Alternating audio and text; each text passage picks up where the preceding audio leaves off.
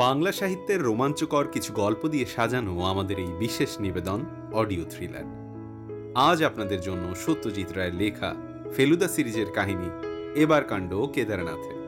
এবার কাণ্ড কেদারনাথে গল্পটি আমরা নিয়েছি আনন্দ পাবলিশার্স কলকাতা থেকে প্রকাশিত বইটি থেকে। আপনারা শুনছেন সত্যজিৎ রায়ের ফেলুদা সিরিজের গল্প এবার কাণ্ড কেদারনাথে। শুরু হচ্ছে এবার কাণ্ড কেদারনাথে।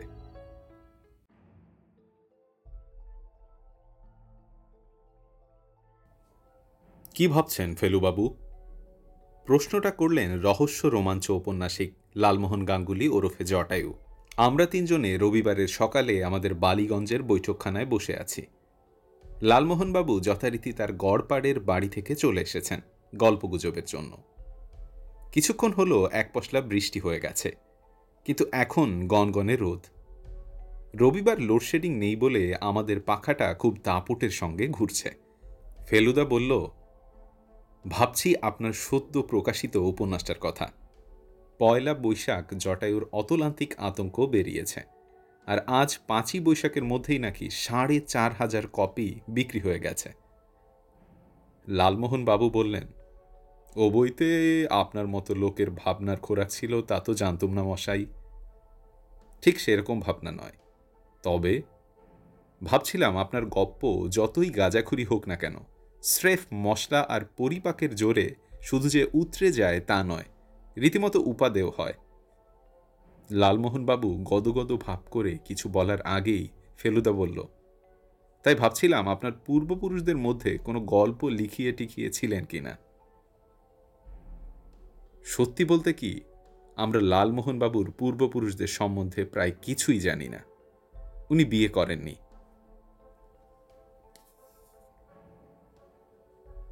এবং ওর বাপ মা আগেই মারা গেছেন সেটা জানি, কিন্তু তার বেশি উনিও বলেননি, আর আমরাও কিছু জিজ্ঞেস করিনি। লালমোহনবাবু বললেন, 5-7 পুরুষ আগের কথা তো আর বিশেষ জানা যায় না, তাদের মধ্যে হয়তো কোনো কথক ঠাকুর টাকুর থেকে থাকতে পারেন, তবে গত 2-3 জেনারেশনের মধ্যে ছিল না সেটা বলতে পারি। আপনার বাবার আর ভাই ছিল না?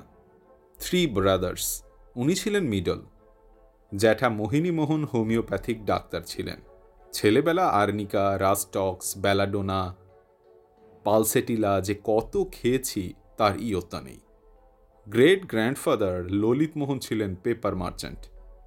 MM গাঙ্গুলি অ্যান্ড সন্সের দোকান এই সেদিন অবধি ছিল। ভালো ব্যবসা ছিল।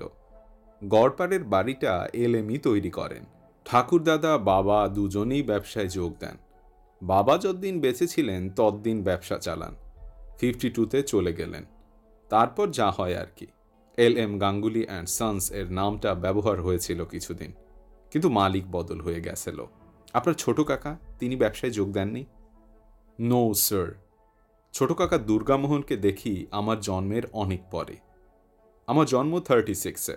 দুর্গামোহন 29-এ সন্ত্রাসবাদীদের দলে যোগ দিয়ে খুলনার অ্যাসিস্ট্যান্ট কমিশনার টার্নবুল সাহেবকে গুলি মেরে তার থুতনি উড়িয়ে দেন। তারপর হাওয়া, বেপাত্তা। পুলিশ ধরতে পারেনি ছোট কাকাকে।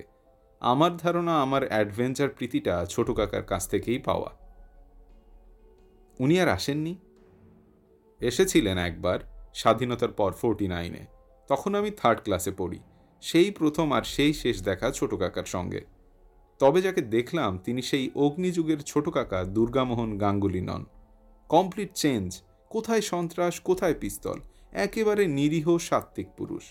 মাসখানেক ছিলেন, তারপর আবার চলে যান। কোথায়? যদ্দূর মনে পড়ে কোনো জঙ্গলে কাঠের ব্যবসা করতে যান। বিয়ে করেননি? না। কিন্তু আপনার আপন বা জ্যাঠতুতো ভাই বোন আছে নিশ্চয়ই? আপন বোন একটি আছেন, দিদি। স্বামী রেলওয়েতে চাকরি করেন, ধানবাদে পোস্টেড। জ্যাঠার ছেলে নেই, 3 মেয়ে। 3 জনের স্বামী ভারতবর্ষের বিভিন্ন অঞ্চলে ছড়িয়ে ছিটিয়ে আছেন। বিজয়া দশমীতে একটি করে পোস্টকার্ড, ব্যাস। আসলে রক্তের সম্পর্কটা কিছুই নয় ফেলুবাবু। এই যে আপনার আর তপেশের সঙ্গে আমার তার সঙ্গে কি ব্লাড রিলেশনের কোনো? লালমোহনবাবুর কথা থামাতে হলো, কারণ দরজায় টোকা পড়েছে। এটা যাকে বলে প্রত্যাশিত, কারণ টেলিফোনে অ্যাপয়েন্টমেন্ট করা ছিল 9:30টার জন্য। এখন বেজেছে 9:33। ভদ্রলোকের নামটা জানা ছিল টেলিফোনে, উমাশঙ্কর পুরী। এবার চেহারাটা দেখা গেল। মাঝারি হাইট, দোহারা গড়ন, পরনে ঘি রঙের হ্যান্ডলুমের স্যুট, দাড়ি গোঁফ কামানো, মাথার চুল কাঁচা পাকা মেশানো, ডান দিকে সিথে। এই শেষের ব্যাপারটা দেখলেই কেন জানি আমার অস্বস্তি হয়। মনে হয় মুখটা যেন আয়নায় দেখছে।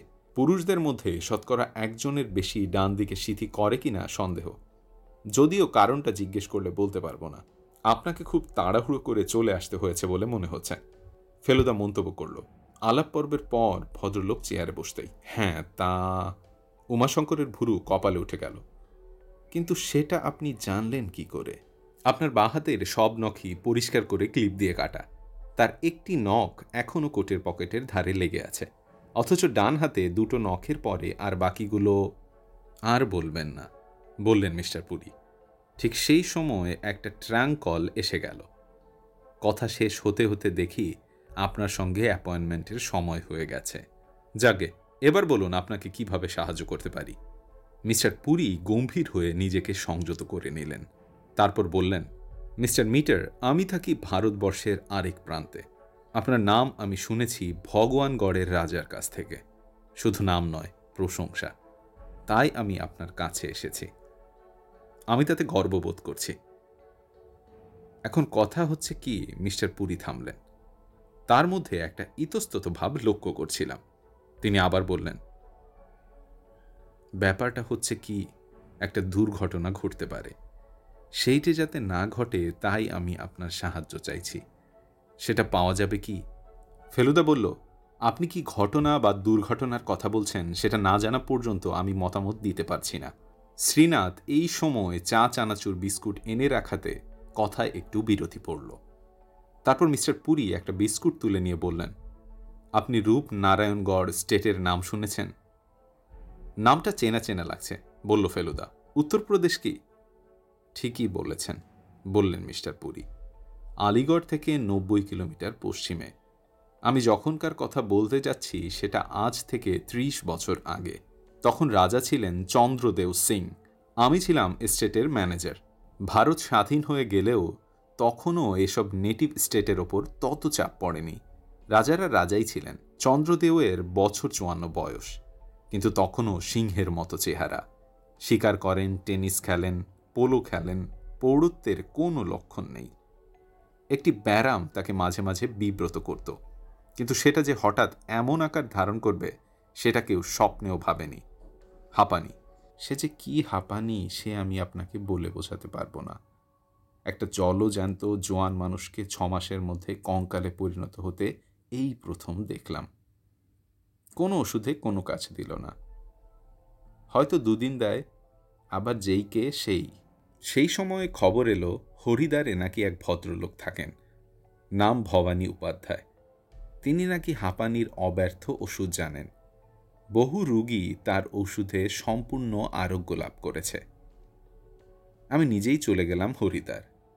ঠিকানা জানা ছিল না ভদ্রলোকের, কিন্তু খোঁজ পেতে অসুবিধা হলো না, কারণ ওকে অনেকেই চেনে।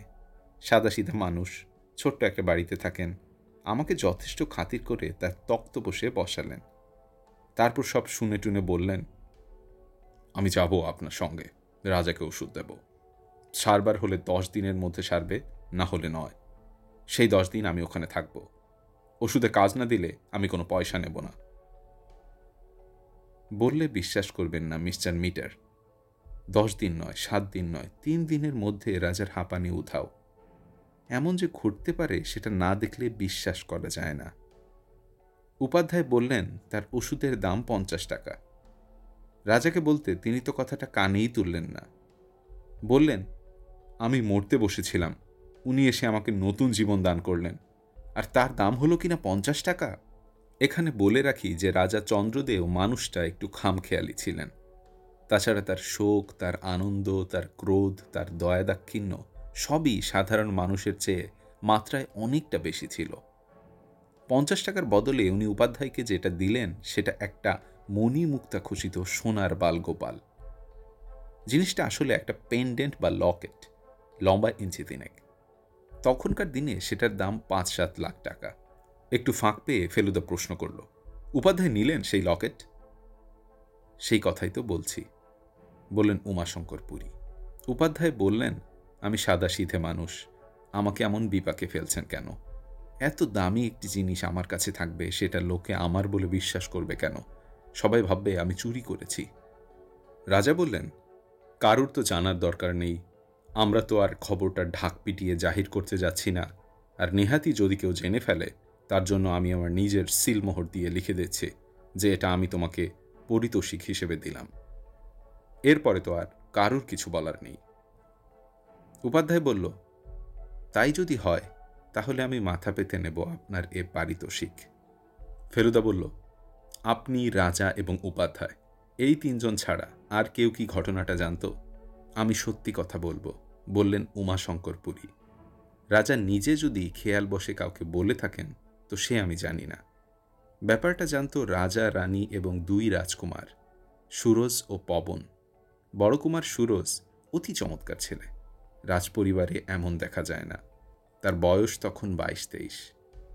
ছোট কুমারের বয়স 15। এছাড়া জানতাম আমি, আমার স্ত্রী, আমার ছেলে দেবীশঙ্কর, তার বয়স তখন 5 কি 6। ব্যাস, আর কেউ না। আর এটাও আপনি খেয়াল করে দেখুন মিস্টার মিটার, এ খবর কিন্তু গত 30 বছরে কোনো কাগজে বেরোয়নি। আপনি তো সাংবাদিকদের জানেন, তারা এর গন্ধ পেলে কি ছেড়ে দিত? সে কথা ঠিক, বলল ফেলুদা। ব্যাপারটার গোপনীয়তা রক্ষিত হয়েছে তাতে কোনো সন্দেহ নেই। যাই হোক, এবার আমি এগিয়ে আসছি বর্তমানের দিকে। রাজা চন্দ্রদেও সিং বেঁচে ছিলেন আর বছর 12। তারপর সূর্যদেও রাজা হলেন। রাজা মানে তখন তো আর রাজা কথাটা ব্যবহার করা চলে না, বলতে পারেন উনিই হলেন কর্তা। আপনি তখনও ম্যানেজার? আগে হ্যাঁ, এবং আমি প্রাণপণে চেষ্টা করছি যাতে ব্যবসা ইত্যাদির সাহায্যে রূপনারায়ণগড়ের ভবিষ্যৎকে আরও মজবুত করা যায়। কিন্তু মুশকিল হয়েছে কি, সূর্যদেও এর এসব দিকে কোনো উৎসাহ নেই। তার নেশা হচ্ছে বই। সে দিনের মধ্যে 16 ঘন্টা তার লাইব্রেরিতে পড়ে থাকে।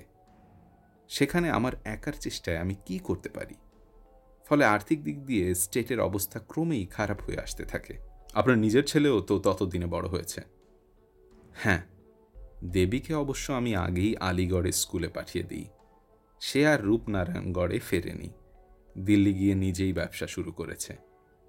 আপনার কি ওই একই ছেলে? আগে হ্যাঁ। যাই হোক, আমার নিজের অনেকবার মনে হয়েছে যে ম্যানেজারি ছেড়ে দিয়ে আমার নিজের দেশ মোরাদাবাদে গিয়ে একটা কিছু করি, কিন্তু মায়া কাটাতে পারছিলাম না। মিস্টার পুরী এবার পকেট থেকে একটা চুরুট বার করে ধরিয়ে নিয়ে বললেন, এবার আমি আসল ঘটনায় আসছি। আপনার ধৈর্যচ্যুতি হয়ে থাকলে আমায় মাফ করবেন। 7 দিন আগে, অর্থাৎ 29শে এপ্রিল, শনিবার, রূপনারায়ণগড়ের ছোট কুমার পবনদেও সিং হঠাৎ আমার কাছে এসে হাজির হন। তার প্রথম কথাই হল, আমার বাবার হাঁপানি যিনি সারিয়েছিলেন তার নাম ও তার হরিদ্বারের ঠিকানাটা আমার চাই। স্বভাবতই আমি প্রথমে জিজ্ঞেস করলাম কারোর কোনো অসুখ করেছে কিনা। পবন বলল, না তা নয়, সে একটা টেলিভিশনের ছবি করছে, তার জন্য তারই ভদ্রলোককে দরকার। পবন যে ক্যামেরা নিয়ে ঘাটাঘাটি করে সেটা আমি জানতাম, কিন্তু সে যে টেলিভিশন নিয়ে মেতে উঠেছে সে খবর জানতাম না। আমি বললাম, তুমি কি তোমার ছবিতে সেই ভদ্রলোককে দেখাতে চাও? সে বললে, অবশ্যই, শুধু তাই না, বাবা তাকে যে লকেটটা দিয়েছিলেন সেটাও দেখাবো। একটা অসুখ সারিয়ে এরকম বকশিস আর কেউ কোথাও পেয়েছে বলে আমার মনে হয় না।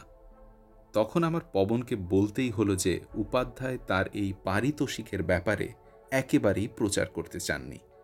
পবন বলল, 30 বছর আগে একটা লোক যে কথা বলেছে, আজও যে সে তাই বলবে এমন কোনো কথা নেই।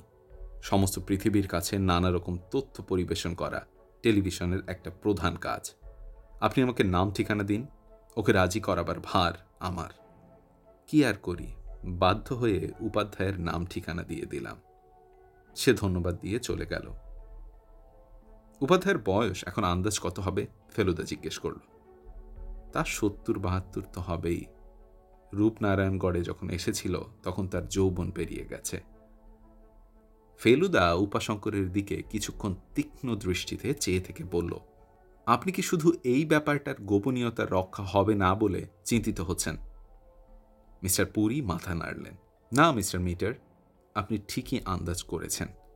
শুধু যদি তাই হতো তাহলে আমি আপনার কাছে আসতাম না। আমার ভয় হচ্ছে ওই লকেটটা নিয়ে। পবনের নতুন শখ হয়েছে টেলিভিশনের ছবি তোলার। আপনি নিশ্চয়ই জানেন যে কাজটা খরচ সাপেক্ষ। পবনের নিজের কোনো অর্থ সংগ্রহের রাস্তা আছে কি না জানি না, কিন্তু এটা জানি যে ওই একটি লকেট ওর সমস্ত অর্থ সমস্যা দূর করে দিতে পারে। কিন্তু ওই লকেটটি হাত করতে হলে তো তাকে অসৎ উপায় অবলম্বন করতে হতে পারে। তা তো বটেই। পবনদেও ছেলে কেমন? সে বাপের কিছু দোষগুণ দুটোই পেয়েছে। পবনের মধ্যেও একটা বেপরোয়া দিক আছে। ভালো খেলোয়াড়, ছবি ভালো তোলে, আবার জুয়ার নেশাও আছে। অথচ তার দরাজ মনের পরিচয়ও পেয়েছি। ওকে চেনা ভারী শক্ত, যেমন ছিল ওর বাপকে। তাহলে আপনি আমার কাছে কি চাইছেন? আমি চাইছি আপনি দেখেন যাতে এই অসৎ উপায়টি অবলম্বন না করা হয়। পবনদেও কি হরিদ্বার যাচ্ছেন? আগে হ্যাঁ, তবে তার যেতে একটু দেরি হবে, অন্তত ৫-৭ দিন, কারণ এখন উনি প্যালেসের ছবি তুলছেন। আমাদের যেতে গেলে সময় লাগবে, কারণ তার আগে তো ট্রেনে বুকিং পাওয়া যাবে না। তা বটে, কিন্তু ধরুন যদি আমি কেসটা নিই, আমি আপনাদের ছোট কুমারকে চিনছি কি করে? সে ব্যবস্থাও আমি করে এনেছি। দিল্লির একটি সাপ্তাহিক কাগজে কুমারের এই রঙিন ছবিটা বেরিয়েছিল গত মাসে। একটা বিলিয়ার্ড চ্যাম্পিয়নশিপে জিতেছিল। এটা আপনি রাখুন, আর আপনাকে আগাম কিছু। আমি ১,০০০ টাকা অ্যাডভান্স নেই, বলল ফেলুদা। কেস সফল না হলেও সেটা ফেরত দেই না, কারণ সফল না হওয়াটা অনেক সময় গোয়েন্দার অক্ষমতার উপর নির্ভর করে না। সফল হলে আমি আরও ১,০০০ টাকা নিই। বেশ, আপনাকে এখনই কিছু বলতে হবে না। আমি পার্ক হোটেলে আছি। আপনি কি স্থির করেন বিকেলে ৪টে নাগাদ ফোন করে জানিয়ে দেবেন? হ্যাঁ হলে আমি নিজে এসে আপনাকে আগাম টাকা দিয়ে যাব। ফেলুদা যে কেসটা নেবে সেটা আমি আগে থেকেই জানতাম। আজকাল আমরা মক্কেলের কথাবার্তা হংকং থেকে কেনা একটা মাইক্রো ক্যাসেট রেকর্ডারে তুলে রাখি। মিস্টার পুরীর বেলাতে ওর অনুমতি নিয়ে তাই করেছিলাম। ফেলুদা দুপুরে সেই সব কথাবার্তা প্লেব্যাক করে খুব মন দিয়ে শুনে বলল, কেসটা নেবার সপক্ষে দুটো যুক্তি রয়েছে। একটা হলো এর অভিনবত্ব, আর ২ হলো গোয়েন্দাগিরির প্রথম যুগে দেখা হরিদ্বার হরিকেশটা আরেকবার দেখার লোভ। বাদশাহী আংটির ক্লাইম্যাক্সটা যে হরিদ্বারেই শুরু হয়েছিল সেটা আমিও কোনোদিন ভুলব না। পার্ক হোটেলে টেলিফোন করে কেসটা নিচ্ছে বলে ফেলুদা মিস্টার পুরীকে জানিয়ে দিয়েছিল, আর মিস্টার পুরীও আধো ঘন্টার মধ্যে এসে আগাম টাকা দিয়ে গিয়েছিলেন। প্রায় সঙ্গে সঙ্গেই পুষ্পক ট্রাভেলসে ফোন করে ফেলুদা ডুন এক্সপ্রেসে আমাদের বুকিংয়ের জন্য জানিয়ে দিয়েছিল। হঠাৎ ২ দিন পরে এক অদ্ভুত ব্যাপার। রূপনারায়ণগড় থেকে মিস্টার পুরীর এক টেলিগ্রাম এসে হাজির। Request drop case, letter follows. Drop case? এ তো তাজ্জব ব্যাপার।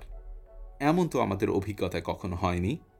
মিস্টার পুরীর চিঠিও এসে গেল ২ দিন পরে। মোদ্দা কথা হচ্ছে ছোট কুমার মত পাল্টেছে। সে হরিদ্বার ঋষিকেশ গিয়ে ছবি তুলবে। তাতে উপাধ্যায় থাকবেন, কিন্তু তাতে শুধু দেখানো হবে তিনি কিভাবে নিজের তৈরি ওষুধ দিয়ে স্থানীয় লোকের চিকিৎসা করেন। রূপনারায়ণগড়ে রাজার চিকিৎসাও যে উপাধ্যায় করেছিলেন সেটা ছবিতে বলা হবে, কিন্তু মহামূল্য পারিতোষিকের কথাটা বলা হবে না। ফেলুদা টেলিগ্রামে উত্তর দিল, dropping case but going as pilgrims, অর্থাৎ কেস বাতিল করছি, কিন্তু তীর্থযাত্রী হিসেবে যাচ্ছি। আমি জানি ফেলুদা ও কথা লিখলেও ও নিজের গরজেই চোখ কান খোলা রাখবে, আর তদন্তের কোনো কারণ দেখলে তদন্ত করবে। সত্যি বলতে কি, ভবানী উপাধ্যায় আর ছোট কুমার পবনদেও সিং, এই দুটি লোককেই আমার খুব ইন্টারেস্টিং বলে মনে হচ্ছিল। আমরা ৩ জন এখন ডুন এক্সপ্রেসের একটা 3 টিয়ার কম্পার্টমেন্টে বসে আছি। ফৈজাবাদ স্টেশনে মিনিট ২-১ হলো গাড়ি থেমেছে। আমরা ভাঁড়ের চা কিনে খাচ্ছি। আপনি যে বলছিলেন হরিদ্বার গিয়েছিলেন, সেটা কবে? ফেলুদা তার সামনের সিটে বসা লালমোহনবাবুকে জিজ্ঞেস করল। আমার ঠাকুরদা একবার সপরিবারের তীর্থ ভ্রমণে যান, বললেন লালমোহনবাবু। ইনক্লুডিং হরিদ্বার? তখন আমার বয়স ১.৫, কাজেই নো মেমোরি। এবার অন্য দিক থেকে একটা প্রশ্ন এলো, আপনারা কি শুধু হরিদ্বারই যাচ্ছেন, না ওখান থেকে এদিকে ওদিকেও ঘুরবেন? এ প্রশ্ন করলেন লালমোহনবাবুর পাশে বসা এক বৃদ্ধ। মাথায় সামান্য চুল যা আছে তার সবই পাকা, কিন্তু চামড়া টান। দাঁত সব অরিজিনাল, আর চোখের দুপাশে যে খাঁজগুলো রয়েছে সেগুলো যেন হাসবার জন্যই তৈরি হয়ে আছে। হরিদারে একটু কাঁদছিল, বলল ফেলুদা। সেটা হয়ে গেলে পর দেখা যাক। কি বলছেন মশাই? বৃদ্ধের চোখ কপালে উঠে গেছে। এতদূর এসে কেদার বদ্রিটা দেখে যাবেন না? বদ্রীনাথ তো সোজা বাসে করেই যাওয়া যায়। কেদারের শেষের কটা মাইল অবশ্যই এখনো বাস রুট হয়নি। তবে এও ঠিক যে কেদারের কাছে বদ্রী কিছুই নয়। যদি পারেন তো একবার কেদারটা ঘুরে আসবেন। শেষের হাঁটা পথটুকু আর... ফেলুদা আর আমার দিকে তাকিয়ে, আপনাদের বয়সে কি... আর লালমোহন বাবুর দিকে তাকিয়ে, এনার জন্য তো ডান্ডি আর টাট্টু ঘোড়াই আছে। টাট্টু ঘোড়ায় চড়েছেন কখনো? শেষের প্রশ্নটা অবশ্যই লালমোহন বাবুকেই করা হলো। লালমোহন বাবু হাতের ভারটায় একটা শেষ চুমুক দিয়ে জানালা দিয়ে বাইরে ফেলে দিয়ে গম্ভীরভাবে অন্যদিকে চেয়ে বললেন, আগে না, তবে থর ডেজার্টে একবার উটের পিঠে চড়ে দৌড়ের অভিজ্ঞতা হয়েছে। সেটা আপনার হয়েছে কি? বৃদ্ধ মাথা নাড়লেন। তা হয়নি। আমার চড়বার ক্ষেত্র হলো হিমালয়ের এই বিশেষ অংশ। 23 বার এসেছি কেদার বদ্রী। ভক্তি টক্তি আমার যে তেমন আছে তা নয়, তবে এখানকার প্রাকৃতিক দৃশ্য থেকেই আমি সব আধ্যাত্মিক শক্তি আহরণ করি। কোনো বিগ্রহের দরকার হয় না। ভদ্রলোকের নাম পরে জেনেছিলাম, মাখনলাল মজুমদার। শুধু কেদার বদ্রী নয়, যমুনোত্রী, গঙ্গোত্রী, গোমুখ, পঞ্চকেদার, বাসুকিতাল এসবও এর দেখা আছে। নেহাত একটা সংসার আছে, না হলে হিমালয়ই থেকে যেতেন। অবশ্যই এটাও বললেন যে আজকের বাস ট্যাক্সিতে করে যাওয়া আর আগেকার দিনের পায়ে হেঁটে যাওয়া এক জিনিস নয়। বললেন, আজকাল তো কেউ আর পিলগ্রিম নয়, সব পিকলনিকার্স।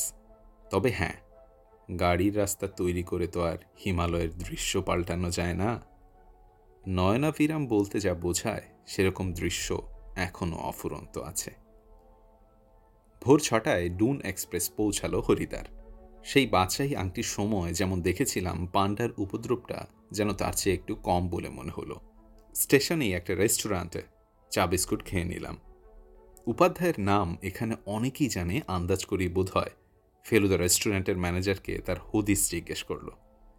উত্তর শুনে বেশ ভালো রকম একটা হোঁচট খেলাম। ভবানী উপাধ্যায় 3-4 মাস হলো হরিদ্বার ছেড়ে রুদ্রপ্রয়াগ চলে গেছেন। তার বিষয়ে আরও খবর কে দিতে পারে বলতে পারেন? জিজ্ঞেস করল ফেলুদা।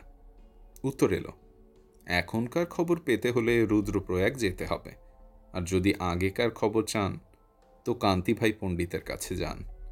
উনি ছিলেন উপাধ্যায়জির বাড়িওয়ালা, তিনি সব খবর জানবেন। তিনিও কি লক্ষণ মহল্লাতেই থাকেন? হ্যাঁ হ্যাঁ, পাশাপাশি বাড়িতে থাকতেন ওরা। সবাই ওকে চেনে ওখানে, জিজ্ঞেস করলেই বলে দেবে। আমরা আর সময় নষ্ট না করে বিল চুকিয়ে দিয়ে বেরিয়ে পড়লাম।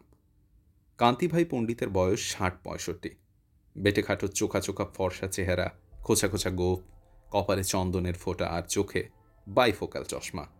আমরা ভবানী উপাধ্যায়ের খোঁজ করছি জেনে উনি রীতিমতো অবাক হয়ে বললেন, কি ব্যাপার বলুন তো, আরেকজন তো ওর খোঁজ করে গেলেন এই 3-4 দিন আগে। তার চেহারা মনে আছে আপনার? তা আছে বই কি, দেখুন তো এই চেহারার সঙ্গে মেলে কিনা। ফেলুদা পকেট থেকে ছোট কুমার পবন দেবের ছবিটা বার করে দেখান। হ্যাঁ হ্যাঁ, এই তো সেই লোক, বললেন কান্তিভাই পণ্ডিত। আমি রুদ্রপ্রয়াগের ঠিকানা দিয়ে দিলাম তাকে। সে ঠিকানা অবশ্যই আমারও চাই, বলে ফেলুদা তার একটা কার্ড বার করে দিল মিস্টার পণ্ডিতের হাতে। কার্ডটা পাওয়া মাত্র মিস্টার পণ্ডিতের হাবভাব একদম বদলে গেল। এতক্ষণ আমরা দাঁড়িয়ে কথা বলছিলাম, এবার আমাদের সকলকে চেয়ার মোড়া আর তক্তপোষে ভাগাভাগি করে বসতে দেওয়া হলো। কেয়া কুছ গড়বড় হুয়া মিস্টার মিত্তর? যতদূর জানি এখনো হয়নি, বলল ফেলুদা। তবে হবার একটা সম্ভাবনা আছে। এবার আমি আপনাকে একটা প্রশ্ন করতে চাই মিস্টার পণ্ডিত, আপনি সঠিক উত্তর দিতে পারলে খুব উপকার হবে। I will try my best. Mister উপাধ্যায়ের ব্যক্তিগত সংগ্রহে কি কোনো একটা মূল্যবান জিনিস ছিল? মিস্টার পণ্ডিত একটু হেসে বললেন, এই প্রশ্নটাও আমাকে দ্বিতীয়বার করা হচ্ছে। আমি মিস্টার সিংকে যা বলেছি আপনাকেও তাই বলছি।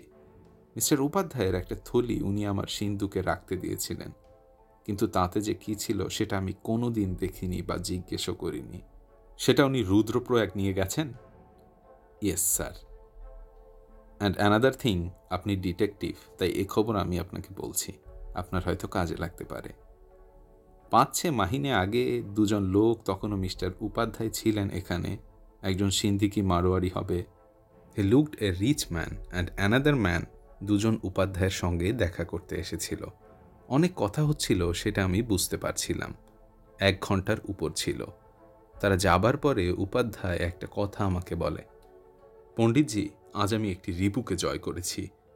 মিস্টার সিংঘানিয়া আমাকে লোভের মধ্যে ফেলেছিলেন, কিন্তু শেষ পর্যন্ত আমি সে লোভ কাটিয়ে উঠেছি। আপনি উপাধ্যায়ের এই সম্পত্তির কথা আর কাউকে বলেননি? দেখুন মিস্টার মিত্তর, ওর যে একটা কিছু লুকোবার জিনিস আছে সেটা অনেকেই জানত, আর সেই নিয়ে আড়ালে ঠাট্টাও করত। আমার আবার সন্ধেবেলায় একটু নেশা করার অভ্যাস আছে, হয়তো কখনো কিছু বলে ফেলেছি, কিন্তু উপাধ্যায়জিকে সকলে এখানে এত ভক্তি করত যে সিন্ধুকে কি আছে সেই নিয়ে কেউ কোনো দিন মাথা ঘামায়নি। এই যে রুদ্রপ্রয়াগ গেলেন তিনি, এর পিছনে কোনো কারণ আছে? আমাকে বলেছিলেন গঙ্গার ঘাটে ওর একজন সাধুর সঙ্গে আলাপ হয়, তার সঙ্গে কথা বলে উপাধ্যায়ের মধ্যে একটা মানসিক চেঞ্জ আসে। আমার মনে হয় চেঞ্জটা বেশ সিরিয়াস ছিল। কথা টথা সব কমিয়ে দিয়েছিলেন, অনেক সময় চুপচাপ বসে ভাবতেন। ওর ওষুধপত্র কি উনি সঙ্গেই নিয়েছিলেন? ওষুধ বলতে তো বেশি কিছু ছিল না, কয়েকটা বৈয়াম, কিছু শিকড় বাকড়, কিছু মলম, কিছু বড়ি, এই আর কি। এগুলো সবই উনি নিয়ে গিয়েছিলেন। তবে আমার নিজের ধারণা উনি ক্রমে পুরোপুরি সন্ন্যাসের দিকে চলে যাবেন। উনি বিয়ে করেননি? না, সংসারের প্রতি ওর কোনো টান ছিল না। যাবার দিন আমাকে বলে গেলেন, ভোগের রাস্তা, ত্যাগের রাস্তা দুটোই আমার সামনে ছিল, আমি ত্যাগটাই বেছে নিলাম। ভালো কথা, বলল ফেলুদা। আপনি যে বললেন ওর রুদ্রপ্রয়াগের ঠিকানা আপনি দিয়ে দিয়েছেন ওই ভদ্রলোকটিকে, আপনি ঠিকানা পেলেন কি করে? কেন? উপাধ্যায় আমাকে পোস্টকার্ড লিখেছে সেখান থেকে। সে পোস্টকার্ড আছে? আছে বই কি। মিস্টার পণ্ডিত তার পিছনের একটা তাকে রাখা বাক্সের ভিতর হাত ঝুঁকিয়ে একটা পোস্টকার্ড বার করে ফেলুদাকে দিলেন। হিন্দিতে লেখা 8-10 লাইনের চিঠি। সেটা ফেলুদা বারবার পড়ল কেন, আর পড়ে বিড়বিড় করে 2বার মোস্ট ইন্টারেস্টিং বলল কেন, সেটা বলতে পারবো না। মিস্টার পণ্ডিত আমাদের একটা ভালো ট্যাক্সির কথা বলে দিলেন, আপাতত রুদ্রপ্রয়াগ, তারপর যেখানেই যাওয়া দরকার সেখানেই যাবে। গাড়িওয়ালি ড্রাইভারের নাম যোগিন্দর রাম। লোকটিকে দেখে আমাদের ভালো লাগলো। আমরা বললাম 12টা নাগাদ খেয়ে দিয়ে রওনা দেব ঋষিকেশ থেকে। ঋষিকেশ এখান থেকে মাইল 15। হরিদ্বারে কিছুই দেখবার নেই। গঙ্গার ঘাটটা পর্যন্ত আগের বার যা দেখেছিলাম তেমন আর নেই। বিশ্রী দেখতে সব নতুন বাড়ি উঠেছে, আর তাদের দেয়াল জোড়া বিজ্ঞাপন। ঋষিকেশে যাওয়া দরকার, কারণ আমাদের রুদ্রপ্রয়াগে থাকার বন্দোবস্ত করতে হবে। ইচ্ছে করলে ধর্মশালায় থাকা যায়। এখানে প্রায় সব শহরেই বহুদিনের পুরনো নাম করা কালীকমলী ধর্মশালা রয়েছে, কিন্তু ফেলুদা জানে যে রূপনারায়ণগড়ের ছোট কুমার ওসব ধর্মশালায় থাকবে না। আমরা ঋষিকেশে গিয়ে গাড়োয়াল মণ্ডল বিকাশ নিগমের রেস্ট হাউসে একটা ডবল রুম পেয়ে গেলাম। ওরা বলল যে 3 জন লোক হলে বাড়তি একটা খাটিয়ে পেতে দেবে। 12টা নাগাদ খেয়ে আমরা রওনা দিয়ে দিলাম রুদ্রপ্রয়াগ। কয়েক মাইল যাবার পর ডাইনে পড়ল লক্ষ্মণ ঝোলা। এখানেও দুদিকে বিশ্রী বিশ্রী নতুন বাড়ি আর হোটেল হয়ে জায়গাটার মজাই নষ্ট করে দিয়েছে। তাও বাদশাহী আংটির শেষ পর্বের ঘটনা মনে করে গাটা বেশ ছমছম করছিল। রুদ্রপ্রয়াগ জরুরি 2টো কারণে। এক হলো Jim Corbett. The man eating leopard of Rudraprayag যে পড়েছে সে কোনোদিন ভুলতে পারবে না কি আশ্চর্য ধৈর্য, অধ্যাবসায় আর সাহসের সঙ্গে করবেট মেরেছিল এই মানুষ খেকোকে আজ থেকে 55 বছর আগে। আমাদের ড্রাইভার যোগিন্দর বলল সে ছেলেবেলায় তার বাপ ঠাকুরদার কাছে শুনেছে এই বাঘ মারার গল্প। করবেট যেমন ভালোবাসত এই গাড়োয়ালিদের, গাড়োয়ালিরাও ঠিক তেমনি ভক্তি করত করবেটকে। রুদ্রপ্রয়াগের আরেকটা ব্যাপার হচ্ছে এখান থেকে বদ্রী ও কেদার 2 জায়গাতেই যাওয়া যায়। 2টো নদী এসে মিশেছে রুদ্রপ্রয়াগে, মন্দাকিনী আর অলোকনন্দা। অলোকনন্দা ধরে গেলে বদ্রীনাথ, আর মন্দাকিনী ধরে গেলে কেদারনাথ। বদ্রীনাথের শেষ পর্যন্ত বাস যায়। কেদারনাথ যেতে বাস থেমে যায় 14 কিলোমিটার আগে গৌরীকুণ্ডে। সেখান থেকে হয় হেঁটে, না হয় ডান্ডি বা টাট্টু ঘোড়া ভাড়া করে যাওয়া যায়। ঋষিকেশ থেকে বেরিয়েই বনের মধ্যে দিয়ে পাহাড়ে পথ আরম্ভ হয়ে গেল। পাশ দিয়ে বয়ে চলছে স্থানীয় লোকেরা বলে থাকে গঙ্গামাই। ঋষিকেশ থেকে রুদ্রপ্রয়াগ 140 কিলোমিটার। পাহাড়ে রাস্তায় ঘন্টায় 30 কিলোমিটার করে গেলেও সেই সন্ধ্যার আগে পৌঁছানো যাবে না। তাছাড়া পথে 3টে জায়গা পড়ে, দেবপ্রয়াগ, কীর্তিনগর আর শ্রীনগর। এই শ্রীনগর কাশ্মীরের রাজধানী নয়, গাড়োয়াল জেলার রাজধানী। পাহাড় ভেদ করে বনের মধ্যে দিয়ে কেটে তৈরি করা রাস্তা একবার ঘুরে ঘুরে উঠছে, একবার ঘুরে ঘুরে নামছে। মাঝে মাঝে গাছপালা সরে গিয়ে খোলা সবুজ পাহাড় বেরিয়ে পড়ছে। তারই কোলে ছবির মতো ছোট ছোট গ্রাম দেখা যাচ্ছে। দৃশ্য সুন্দর ঠিকই, কিন্তু আমার মন কেবলই বলছে ভবানী উপাধ্যায়ের কাছে একটা মহামূল্য লকেট রয়েছে। একজন সন্ন্যাসীর কাছে এমন একটা জিনিস থাকবে আর তাই নিয়ে কোনো গোলমাল হবে না, এটা যেন ভাবাই যায় না। তাছাড়া মিস্টার পুরীর একবার ফেলুদাকে কাজের ভার দিয়ে তারপরই টেলিগ্রাম করে বারণ করাটাও কেমন যেন গণ্ডগোল লাগছে। অবশ্য তিনি চিঠিতে কারণ দিয়েছেন ঠিকই, কিন্তু এ জিনিস এর আগে কখনো হয়নি বলেই বোধহয় একটা খটকা মন থেকে যাচ্ছে না। লালমোহনবাবু কিছুক্ষণ থেকেই উসখুস করছিলেন। এবার বললেন, আমি ভূগণ্ডগোল আর ইতিহাস ফাঁসে চিরকালই কাঁচা ছিলাম ফেলুবাবু। সেটা তো আপনি আমার লেখা পড়েও অনেকবার বলেছেন। তাই মানে আমরা ভারতবর্ষের এখন ঠিক কোনখানে আছি সেটা একটু বলে দিলে নিশ্চিন্ত বোধ করব। ফেলুদা তার বার্থোলোমি কোম্পানির বড় ম্যাপটা খুলে বুঝিয়ে দিল। এই যে দেখুন হরিদ্বার, আমরা এখন যাচ্ছি এই দিকে। এই যে রুদ্রপ্রয়াগ, অর্থাৎ পূবে নেপাল, পশ্চিমে কাশ্মীর আর তার মধ্যিখানে, বুঝেছেন? হ্যাঁ, এইবারে ক্লিয়ার। পথে শ্রীনগরে থেমে চা খেয়ে রুদ্রপ্রয়াগ পৌঁছাতে পৌঁছাতে হয়ে গেল প্রায় 5টা। স্কুল, কলেজ, হাসপাতাল, পোস্ট অফিস, থানা সব মিলিয়ে রুদ্রপ্রয়াগ বেশ বড় শহর। করবেট যেখানে লেপার্ডটা মেরেছিল সেখানে অনেক দিন পর্যন্ত নাকি একটা সাইনবোর্ড ছিল, কিন্তু যোগিন্দর বলল সেটা নাকি কয়েক বছর হলো ভেঙে গেছে। আমরা সোজা চলে গেলাম গাড়োয়াল নিগম রেস্ট হাউসে। শহরের একটু বাইরে সুন্দর নিরিবিলি জায়গায় তৈরি রেস্ট হাউসে গিয়ে যে খবরটা প্রথমেই শুনলাম সেটা হলো যে কেদারনাথের রাস্তায় এক জায়গায় ধস নামাতে নাকি বাস চলাচল বেশ কয়েকদিন বন্ধ ছিল। আজই আবার নতুন করে শুরু হয়েছে। এতে যে আমাদের একটা বড় রকম সুবিধে হয়েছিল সেটা পরে বুঝেছিলাম। ম্যানেজার মিস্টার গিরিধারী ফেলুদাকে না চিনলেও আমাদের খুব খাতির করলেন। উনি নাকি হিন্দি অনুবাদে বহু বাংলা উপন্যাস পড়ে খুব বাঙালি ভক্ত হয়ে পড়েছেন। ওর ফেভারিট অথর্স হচ্ছে বিমল মিত্র আর শঙ্কর। মিস্টার গিরিধারী ছাড়াও আরেকজন ভদ্রলোক ছিলেন রেস্ট হাউসে। তিনি কেদারের পথ বন্ধ বলে আটকা পড়ে গিয়েছিলেন। ইনি কিন্তু ফেলুদাকে দেখে চিনে ফেললেন। বললেন, আমি একজন সাংবাদিক, আমি আপনার অনেক কেসের খবর জানি। 79-এ এলাহাবাদে সুক্তঙ্কর মার্ডার কেসে আপনার ছবি বেরিয়েছিল নর্দার্ন ইন্ডিয়া পত্রিকায়, সেই থেকে আমি আপনাকে চিনেছি। আমার নাম Krishnakanta Bhargav. I am very proud to meet you sir. ভদ্রলোকের বছর 40 বয়স, চাপদাড়ি, মাঝারি গড়ন। মিস্টার গিরিধারী স্বভাবতই ফেলুদার পরিচয় পেয়ে ভারী উত্তেজিত হয়ে পড়লেন। There is no trouble here, I hope. Trouble সর্বত্রই হতে পারে মিস্টার গিরিধারী, তবে আমরা এসেছি একটা অন্য ব্যাপারে। আপনাদের এখানে ভবানী উপাধ্যায় বলে একজন ভদ্রলোক। উপাধ্যায় তো এখানে নেই, বলে উঠলেন সাংবাদিক মিস্টার ভার্গব। আমি তো ওকে নিয়ে একটা স্টোরি করব বলে এখানে এসেছি। হরিদ্বারে গিয়ে শুনলাম উনি রুদ্রপ্রয়াগ গেছেন। এখন এখানে এসে শুনছি তিনি খুব সম্ভবত কেদারনাথ গেছেন। আমি তাই কাল সকালে কেদার যাচ্ছি ওর খোঁজে। He is the most interesting character mister Mitter. আমি অবশ্যই ওর অসুখ সারানোর কথা শুনেছি, বলল ফেলুদা। তারপর লালমোহনবাবুর দিকে দেখিয়ে চাপা গলায় বলল, আমার এই বন্ধুটির মাঝে মাঝে একটা মস্তিষ্কের ব্যারামের মতো হয়, ভুল বকেন, সামান্য ভায়োলেন্সও প্রকাশ পায়। তাই একবার ওকে দেখাবো ভাবছিলাম। কলকাতার অ্যালোপ্যাথি হোমিওপ্যাথিতে কোনো কাজ দেয় না। লালমোহনবাবু প্রথমে কেমন থতমত খেয়ে তারপর ফেলুদার কথা সত্যি প্রমাণ করার জন্য মুখে একটা হিংস্র ভাব আনার চেষ্টা করলেন, সেটা আমাদের একটা নেপালি মুখোশ আছে সেটার মতো দেখালো। তাহলে আপনাদের ওই কেদার বদ্রি যাওয়া ছাড়া গতি নেই, বললেন মিস্টার ভার্গব। আমি বদ্রি গিয়ে ওকে পাইনি।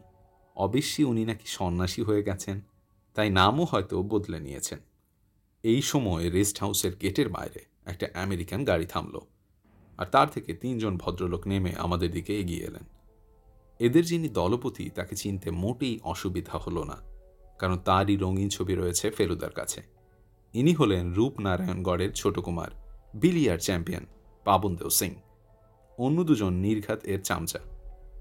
আমরা 5 জন এতক্ষণ বাংলোর সামনের বারান্দায় বসে চা খাচ্ছিলাম। এবার আরও 3 জন লোক বাড়ল। পবনদেও একটা বেতের চেয়ার দখল করে বললেন, আমরা বদ্রীনাথ থেকে আসছি, নোলাক, উপাধ্যায় এখানে নেই। মিস্টার গিরিধারী বললেন, আশ্চর্য ব্যাপার এই যে আমার এখানে যতজন অতিথি এসেছেন সকলেই উপাধ্যায়ের খোঁজ করছেন, এবং প্রত্যেকে বিভিন্ন কারণে। আপনি ওর ছবি তুলবেন, মিস্টার ভার্গব ওকে ইন্টারভিউ করবেন, আর মিস্টার মিটার তার বন্ধুর চিকিৎসা করাবেন। পবনদেবের দলের সঙ্গে যে টেলিভিশনের যন্ত্রপাতি রয়েছে, ক্যামেরাটা পবনদেবের নিজের হাতে, আর তাতে লাগানো রয়েছে পেল্লাই লেন্স। ওটা তো আপনার টেলি লেন্স দেখছি, ফেলুদা মন্তব্য করল। পবনদেব ক্যামেরাটা টেবিলের উপর রেখে বলল, হ্যাঁ, সকালের রোদে বদ্রীনাথের চূড়ো থেকে বরফ গলে গলে পড়তে দেখা যায়। অ্যাকচুয়ালি আমার পুরো সরঞ্জাম একজনে হ্যান্ডেল করতে পারে, ক্যামেরা, সাউন্ড, সব কিছু। আমারই 2 বন্ধু থাকবেন গৌরীকুণ্ড পর্যন্ত, বাকিটা আমি একাই তুলব। তার মানে আপনিও কেদারনাথ যাচ্ছেন? হ্যাঁ, কাল ভোরে বেরিয়ে পড়ছি। আপনি ভবানী উপাধ্যায়কে নিয়ে ফিল্ম তুলছেন? হ্যাঁ, অস্ট্রেলিয়ান টেলিভিশনের জন্য। উপাধ্যায় মানে তার সঙ্গে হরিদ্বার, ঋষিকেশ, কেদার, বদ্রীও কিছু থাকবে। তবে সেন্ট্রাল ক্যারেক্টার হবেন ভবানী উপাধ্যায়। আশ্চর্য চরিত্র। উনি আমার বাবার হাঁপানি যেভাবে সারিয়েছেন, সেটা একটা মিরাকল। আমি আরও চোখে পবনদেবকে লক্ষ্য করে যাচ্ছিলাম। মিস্টার উমাশঙ্কর পুরী যে চরিত্র বর্ণনা করেছিলেন তার সঙ্গে কোনো মিল পাচ্ছিলাম না। ফেলুদা দেখলাম উমাশঙ্কর পুরীর কোনো উল্লেখ করল না। রুদ্রপ্রয়াগে পৌঁছানোর সময় একটা হোটেল দেখে রেখেছিলাম, সেইখানেই আমরা 3 জন গিয়ে ডিনার সারলাম। বয় যখন অর্ডার নিতে এলো, তখন লালমোহনবাবু হঠাৎ ভীষণ তেজের সঙ্গে টেবিলের ওপর একটা ঘুষি মেরে একটা গোলমরিচ দান উল্টে দিয়ে বললেন, তিনি আর্মাডিলোর ডিমের ডালনা খাবেন। তখন ফেলুদার তাকে বুঝিয়ে বলতে হলো যে যাদের কাছে ওর অসুখের কথাটা বলা হয়েছে, শুধু তাদের সামনেই এই ধরনের ব্যবহার চলতে পারে, অন্য সময় নয়। বিশেষ করে ভায়োলেন্সটা যার তার সামনে দেখাতে গেলে হয়তো লালমোহন বাবুকেই প্যাদানি খেতে হবে। তা বটে, বললেন লালমোহন বাবু, তবে অপরচুনিটি পেলে কিন্তু ছাড়ব না। পরদিন ভোরে উঠতে হবে বলে আমরা খাওয়ার পর্ব শেষ করে রেস্ট হাউসে চলে এলাম। কেউ কোনো হুমকি চিঠি দিয়ে যায়নি তো এই ফাঁকে? আমাদের আবার এই জিনিসটার একটা ট্রেডিশন আছে, কিন্তু না, এদিক ওদিক দেখেও তেমন কিছু পেলাম না। আমাদের 2 ঘর পরেই যে পবনদেব তার 2 বন্ধু আর মিস্টার গিরিধারীকে নিয়ে পানীয়ের সদ্ব্যবহার করছেন, সেটা গেলাসের টুংটাং আর দমকে দমকে হাসি থেকেই বুঝতে পারছিলাম। লালমোহনবাবু তার বালিশে মাথা দিয়ে বললেন, একটা কথা কিন্তু বলতেই হবে ফেলুবাবু, সেদিন আপনার ঘরে বসে পুরী সাহেব ছোটকুমার সম্বন্ধে যাই বলে থাকুক না কেন, আমার কিন্তু ভদ্রলোককে বেশ মাই ডিয়ার বলেই মনে হচ্ছে। ফেলুদা বলল, প্রকৃতি কিন্তু অনেক হিংস্র প্রাণীকেই সুন্দর করে সৃষ্টি করেছে। বাংলার বাঘের চেয়ে সুন্দর কোনো প্রাণী কি আছে?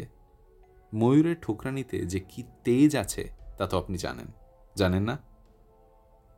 লালমোহনবাবু তার অ্যালার্ম ক্লকের চাবিটায় একটা মোচড় দিয়ে চোখে একটা হিংস্র উন্মাদ ভাব এনে বললেন, পোপো ক্যাটা পেটা পলো পুলটিস। আমরা ঠিক 5:30টার সময় ট্যাক্সির সামনে গিয়ে হাজির হলাম। যোগীন্দর রাম তার আগেই রেডি। আমাদের গাড়ির কাছেই পবনদেবের আমেরিকান গাড়িতে মাল তোলা হচ্ছে। ও গাড়ি আধো ঘন্টার আগে বেরোতে পারবে বলে মনে হয় না, তবে এও ঠিক যে মাঝপথে ও আমাদের ছাড়িয়ে যাবে। ট্যাক্সিতে যখন উঠতে যাব, তখন ছোটকুমার হঠাৎ আমাদের দিকে এগিয়ে এলেন। বোঝাই যাচ্ছে কিছু বলার আছে। ভদ্রলোক ফেলুদাকে উদ্দেশ্য করে বললেন, কাল রাত্রে মিস্টার গিরিধারী নেশার ঝোঁকে আপনার আসল পরিচয়টা আমাদের দিয়ে দিয়েছেন। আমি আপনাকে একটা সোজা প্রশ্ন করতে চাই। বলুন, উমাশঙ্কর কাকা কি আমার উপর চোখ রাখার জন্য আপনাকে এ কাজে বহাল করেছেন? তিনি যদি সেটা করেও থাকতেন, বলল ফেলুদা, সেটা আমি নিশ্চয়ই আপনার কাছে প্রকাশ করতাম না, কারণ সেটা নীতিবিরুদ্ধ এবং বোকামি হতো। তবে আমি আপনাকে বলেই দিচ্ছি, আসলে আমি মিস্টার পুরীর হয়ে কিছু করছি না। আমাদের এখানে আসার প্রধান উদ্দেশ্য ভ্রমণ। তবে যদি কোনো গণ্ডগোল দেখি, তাহলে গোয়েন্দা হয়ে আমার নিজেকে সংযত রাখা খুবই মুশকিল হবে। ভবানী উপাধ্যায় সম্পর্কে আমার নিজেরও একটা প্রবল কৌতূহল জেগে উঠেছে। তার একটা বিশেষ কারণ আছে, যদিও এখনও সেটা প্রকাশ করতে পারছি না। সি, এবার আমি আপনাকে একটা প্রশ্ন করতে পারি? করুন। আপনি কি আপনার ফিল্মে সেই বিখ্যাত লকেটটি দেখাতে চান? নিশ্চয়ই, অবশ্যই, সেটা যদি এখনও উপাধ্যায়ের কাছে থেকে থাকে। কিন্তু উপাধ্যায়ের কাছে যে ওরকম একটা জিনিস আছে সেটা জানাজানি হয়ে গেলে তো ওর জীবন বিপন্ন হয়ে উঠবে। এতদিন যে ব্যাপারটা গোপন ছিল সেটা আপনি প্রচার করে দেবেন। মিস্টার মিত্তির, তিনি যদি সত্যিই সন্ন্যাসী হয়ে থাকেন তাহলে তো তার আর ও জিনিসের কোনো প্রয়োজনই থাকতে পারে না। আমি ওকে বলবো একটা কোনো বড় মিউজিয়ামে ওটা দান করে দিতে। জিনিসটা 400 বছর আগে ত্রিবাঙ্কুরের রাজার ছিল, কারিগরির দিক থেকে অতুলনীয়। উনি ওটা ডোনেট করলে চিরকাল ওর নাম ওই লকেটের সঙ্গে জড়িত থাকবে। মোট কথা, ওই লকেট আমি ছবিতে দেখাচ্ছি, এবং সেখানে আপনি আশা করি কোনো বাধা দিতে চেষ্টা করবেন না। শেষের কথাটা বেশ দাপটের সঙ্গেই বলে ছোট কুমার তার গাড়িতে ফিরে গেলেন। এবার তার জায়গায় সাংবাদিক মিস্টার ভার্গব এসে বললেন, আপনারা 3 জন আছেন জানলে তো আপনাদের সঙ্গেই যাওয়া যেত। উপাধ্যায় সম্বন্ধে আমি যেসব তথ্য আবিষ্কার করেছি সেগুলো আপনাকে বলতে পারতাম। আপনার এই তথ্যের সোর্সকে? ফেলুদা জিজ্ঞেস করল। কিছু দিয়েছেন রূপনারায়ণগড়ের বড় কুমার সূর্যদেব, কিন্তু আসল তথ্য দিয়েছে রাজবাড়ির এক 80 বছরের বুড়ো বেয়ারা। আপনি কি জানেন যে রূপনারায়ণগড়ের রাজা চন্দ্রদেব সিং এর হাঁপানি উপাধ্যায় সারিয়ে দিয়েছিলেন? তাই বুঝি? আর তার জন্য রাজা তাকে ইনাম দিয়েছিলেন one of his most precious ornaments. এ খবর এতদিন ওদের ফ্যামিলির বাইরে কেউ জানত না। আপনি ভাবতে পারেন খবরের কাগজের কাছে এই ঘটনার কি দাম? আপনি তো তাহলে রাজা হয়ে যাবেন মিস্টার ভার্গব। আমি আপনাকে বলছি মিস্টার মিত্তর, এই লকেট উপাধ্যায়ের কাছে বেশি দিন থাকবে না। আপনি কি ছোট কুমারের কথায় বিশ্বাস করেন যে ও শুধু টিভি ছবি তুলতে এসেছে? আমি বলছি আপনাকে, এখানে শিগগিরই আপনার নিজের পেশার আশ্রয় নিতে হবে। তার জন্য আমি সদা প্রস্তুত, বলল ফেলুদা। মিস্টার ভার্গব চলে গেলেন। লোকটা তো ঘোড়েল আছে মশাই, বললেন লালমোহনবাবু। সাংবাদিক মাত্রেই ঘোড়েল, বলল ফেলুদা। গোয়েন্দাগিরিতে ওরাও কম যায় না। রাজবাড়ির পুরনো বেয়ারাকে জেরা করায় ও খুব বুদ্ধির পরিচয় দিয়েছে। চাকররা অনেক সময় এমন খবর রাখে যা মনিবেরা জানতেই পারে না। কিন্তু তাও কি? আমি জিজ্ঞেস করলাম। আমি বুঝতে পারছিলাম ফেলুদার মনটা খচখচ করছে। তাও যে কেন লোকটাকে দেখে অস্বস্তি লাগছে তা বুঝতে পারছি না। আমাদের গাড়ি রুদ্রপ্রয়াগ থেকে রওনা হয়ে অলোকনন্দার পাশ দিয়ে কিছু দূর গিয়ে হঠাৎ একটা টানেলে ঢুকে পড়ল। সেই টানেল থেকে যখন আবার আলোয় বেরোলাম তখন নদী পাল্টে গিয়ে হয়ে গেছে মন্দাকিনী। এটাই এখন চলবে আমাদের সঙ্গে সঙ্গে কেদার পর্যন্ত। কেদার থেকেই নাকি মন্দাকিনীর উৎপত্তি। ফেলুদার ভ্রুকুটি থেকেই বুঝতে পারছিলাম কোনো একটা কারণে ওর বিরক্ত লাগছে। এবারে ওর কথাই বুঝতে পারলাম। আমার সমস্ত রাগটা পড়ছে ওই গিরিধারী লোকটার ওপর। ও যে এত ইরেসপন্সিবল তা ভাবতে পারিনি। ছোটকুমার এখন যে কথাগুলি বললেন সেগুলি অবশ্যই ওর পক্ষে স্বাভাবিক, তবে আশ্চর্য লাগছে জেনে যে মিস্টার পুরীর সঙ্গে ওর আর দ্বিতীয়বার কোনো কথাই হয়নি। সেক্ষেত্রে মিস্টার পুরীর চিঠি টেলিগ্রাম দুটোই রহস্যজনক হয়ে উঠছে। অবশ্যই সবই নির্ভর করছে কে সত্যি বলছে কে মিথ্যে বলছে তার উপর। মোট কথা, কেস ড্রপ করলেও এখানে আসার সিদ্ধান্ত যে ড্রপ করেনি সেটা খুব ভাগ্যের কথা। গৌরীকুণ্ড রুদ্রপ্রয়াগ থেকে 80 কিলোমিটার হলেও এত চড়াই উতরাই আর এত ঘোর প্যাচের রাস্তা যেতে বেশ সময় লাগে। পথে 3টে শহর পড়ে। 30 কিলোমিটারের মাথায় অগস্ত্যমণি, হাইট আন্দাজ 900 মিটার। সেখান থেকে 9 কিলোমিটার দূরে গুপ্তকাশী, যদিও হাইট এইটুকুর মধ্যে বেড়ে যাচ্ছে ডবল। গুপ্তকাশী থেকে সোনপ্রয়াগ, যেখানে সোনগঙ্গা মন্দাকিনীর সঙ্গে এসে মিশেছে। এই সোনপ্রয়াগ থেকে 8 কিলোমিটার দূরে হলো গৌরীকুণ্ড, যদিও সেখানে গিয়ে হাইট হয়ে যাচ্ছে 2000 মিটার। আমাদের গরম জামা যাতে প্রয়োজন হলে সহজেই বার করে নেওয়া যায় তার ব্যবস্থা আমরা করে নিয়েছিলাম। বড় সুটকেস জাতীয় মাল আমাদের সঙ্গে যা ছিল তা সবই গাড়োয়াল নিগম রেস্ট হাউসের লকারে রেখে দিয়ে এসেছি। ফেরার সময় আবার নিয়ে যাব। লালমোহনবাবুর টাকের জন্য উনি এর মধ্যেই টুপি পরে নিয়েছেন, যদিও আমাদের বাঙালি মাংকি ক্যাপ না, রাজস্থান থেকে কেনা কান ঢাকা পশমের লাইনিং দেওয়া স্মার্ট চামড়ার টুপি। অগস্ত্যমণি পৌঁছে গাড়ি থামিয়ে যখন আমরা গরম জামা পরছি তখন আমাদের পাশ দিয়ে বেরিয়ে গেল পবনদেবের আমেরিকান ট্যুরার। ছোট কুমার জানালা দিয়ে হাত বাড়িয়ে ওয়েব করাতে ফেলুদাকেও হাত নাড়াতে হলো। আমরা শীতের সঙ্গে লড়াই করবার জন্য তৈরি হয়ে আবার রওনা দিলাম। বায়ে মন্দাকিনী একবার আমাদের পাশে চলে আসছে, আবার পরক্ষণেই নেমে যাচ্ছে সেই খাদের একেবারে নিচে। নদীর শব্দ ছাপিয়ে শোনা যাচ্ছে লালমোহনবাবুর সুর করে বলা, ওরে তোরা কি জানিস কেউ, জলে কেন এত ওঠে ঢেউ। আমার দৃঢ় বিশ্বাস উনি পুরো কবিতাটার কেবলমাত্র ওই দুটো লাইনই জানেন। শেষে ফেলুদা আর থাকতে না পেরে লাইন যোগ করতে শুরু করে দিল। ওরে তোরা কি জানিস কেউ, কেন বাঘ এলে ডাকে ফেউ। ওরে তোরা কি শুনিস কেউ, কুকুরের ঘেউ ঘেউ, খোকা কাঁদে ভেউ ভেউ। সুপ্তকাশী যখন পৌঁছলাম তখন বেজেছে 10টা। এখানে একটা চায়ের দোকান দেখে থামতে হলো। যাকে ব্রেকফাস্ট বলে সেটা সকালে হয়নি, কাজেই খিদেটা ভালোই হয়েছিল। গরম গরম জিলিপি, কচুরি আর চা খেয়ে দিব্যি ব্রেকফাস্ট হয়ে গেল। যোগিন্দরের এক ভাই কাছেই থাকে। সে বলল তার সঙ্গে 5 মিনিটের জন্য দেখা করে আসছে। সেই ফাঁকে লালমোহনবাবু চন্দ্রশেখর মহাদেব আর অর্ধনারীশ্বরের মন্দিরগুলো দেখতে গেলেন। গুপ্তকাশী থেকে পাহাড়ের ওপর দেখা যায় উখি মঠ। নভেম্বর থেকে এপ্রিল পর্যন্ত কেদারের পথ যখন বরফের জন্য বন্ধ থাকে, তখন কেদারেশ্বরের পুজো এই উখি মঠেই হয়ে থাকে। লালমোহনবাবু মন্দির দেখে ফিরে এলেন, কিন্তু যোগিন্দরের ফেরার নাম নেই। ফেলুদার আমি ব্যস্তভাবে এদিক ওদিক দেখছি। এমন সময় দেখি ছোট কুমারের গাড়ি আসছে। ওরা আমাদের পেরিয়ে গিয়ে আবার পিছিয়ে পড়ল কেন? আমাদের দেখে গাড়ি থামিয়ে কুমার নেমে এলেন। বললেন গুপ্তকাশী থেকে নাকি কেদার ও বদ্রী দুটো চূড়োরই ভিউ পাওয়া যায়। তাই ওরা এখানে কিছুটা সময় দিলেন। তবে আর বেশি দেরি করলে চলবে না, কারণ তাহলে যাত্রীদের রওনা দেবার দৃশ্য তোলার জন্য আর আলো থাকবে না। কিন্তু তাও যোগিন্দরের দেখা নেই। তার বদলে দেখা দিলেন সাংবাদিক মিস্টার ভার্গব। তার গাড়িটা আগে দেখেছিলাম আর ভাবছিলাম তিনি এখানে এতক্ষণ কি করছেন। ভদ্রলোক বললেন যে কেদারনাথের সেবায়েতের একজন নাকি এখানে রয়েছেন। এরা সকলেই রাওয়াল পরিবারের লোক। এই বিশেষ রাওয়ালটির সঙ্গে নাকি একটা ইন্টারভিউ নিতে গিয়েছিলেন মিস্টার ভার্গব। এখনই আবার তাকে ছুটতে হবে সোনপ্রয়াগ হয়ে গৌরীকুণ্ড। মিস্টার ভার্গব চলে যাবার সঙ্গে সঙ্গে একটা বছর 15-এর ছেলে হঠাৎ এসে 434 ট্যাক্সি কি কই প্যাসেঞ্জার হাই ইহা বলে হাঁক দিতেই ফেলুদা ব্যস্তভাবে তার দিকে এগিয়ে গেল। 434 কি প্যাসেঞ্জার? হ্যাঁ, কেন, কি হয়েছে? ব্যাপার আর কিছুই না, আমাদের গাড়ির ড্রাইভার জখম হয়ে পড়ে আছে কিছু দূরে। ছেলেটি তাকে চেনে বলে সে খবর দিতে এসেছে। লালমোহন বাবুকে আমাদের জিনিসপত্র পাহারা দেবার জন্য রেখে আমরা দুজন ছেলেটাকে অনুসরণ করে গেলাম। 5-7টা বাড়ি নিয়ে একটা নিরিবিলি পাড়ায় একটা কলা গাছের ধারে যোগিন্দর রাম মাটিতে মুখ থুবড়ে পড়ে আছে। তার মাথার পিছন দিকের ঘন কালো চুলে রক্তের ছোপ।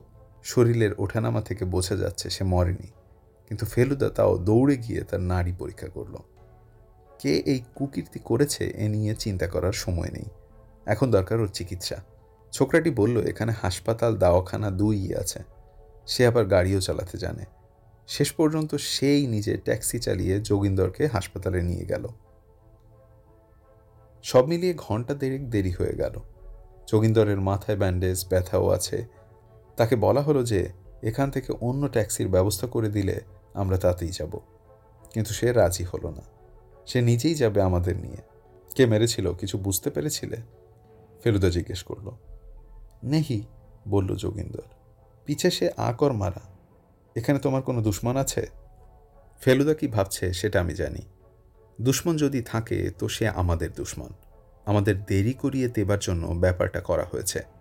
শত্রুকে আমরা বুঝতে না পারলেও শত্রু যে রয়েছে তাতে সন্দেহ নেই। আমরা রওনা হবার পর আমি ফেলুদাকে বললাম, আচ্ছা মিস্টার পুরী যে তোমার কাছে এসেছিলেন সেটা জানতে পেরে ছোট কুমার তাকে দিয়ে টেলিগ্রামটা করিয়ে চিঠিটা লেখায়নি তো, যাতে তার কাজে ফেলুমিত্তির কোনো বাধার সৃষ্টি না করতে পারে? এটা তুই খুব ভালো ভেবেছিস তোপসে, আমারও কথাটা মনে হয়েছে। অবশ্যই তার মানে এটাও বোঝা যায় যে মিস্টার পুরীর ওপর এতটা কর্তৃত্ব করার ক্ষমতা ছোট কুমারের আছে। তা থাকবে না কেন, বললেন লালমোহনবাবু। ছোট Kumar is a Prince and Puri is only a কর্মচারী। ঠিক বলেছেন আপনি, বলল ফেলুদা। এখানে বয়সের তফাৎটা কিছু ম্যাটার করে না। তবে হ্যাঁ, এটাও ঠিক যে টেলিগ্রাম আর চিঠি সত্ত্বেও যে আমি চলে আসব সেটা বোধহয় ছোট কুমার ভাবতেই পারেনি। তার মানে যোগিন্দরকে জখম ওরাই করিয়েছে। যোগিন্দর যখন বলছে এখানে ওর কোনো শত্রু নেই, তখন আর কি হতে পারে? এক্সকিউজ মি স্যার, বললেন লালমোহনবাবু, আমার কিন্তু ওই সাংবাদিক লোকটিকেও বিশেষ সুবিধের লাগছে না। কেন বলুন তো? আমার নিজেরও যে ভদ্রলোককে একেবারে আদর্শ চরিত্র বলে মনে হচ্ছে তা নয়, কিন্তু আপনার ভালো না লাগার কারণটা জানার কৌতূহল হচ্ছে। সাংবাদিক হলে পকেটে কলম থাকবে না, বললেন লালমোহনবাবু। বাইরের পকেটে তো নেই। কাল যখন কোট পরছিল তখন দেখলাম বুক পকেটেও নেই, শার্টের পকেটেও নেই। আমার মতো যদি একটা মাইক্রো ক্যাসেট রেকর্ডার থাকে। লালমোহনবাবু যেন কথাটা শুনে একটু দমে গেলেন। বললেন, তা যদি হয় তাহলে অবশ্য আলাদা কথা। আসলে আমার চাপদারি দেখলেই কেমন যেন একটা সন্দেহ হয়। যাকে, আবার একটু কাজের কথায় আসা যাক। কি, আপনি কোনটা প্রেফার করবেন, ঘোড়া না ডান্ডি? ন্যাচারালি আপনারা যেটা প্রেফার করবেন সেটাই। এক যাত্রায় তো আর পৃথক ফল হতে পারে না। কেদারের পথ সম্বন্ধে আপনার কিঞ্চিত ধারণা আছে আশা করি। হাসছেন কেন?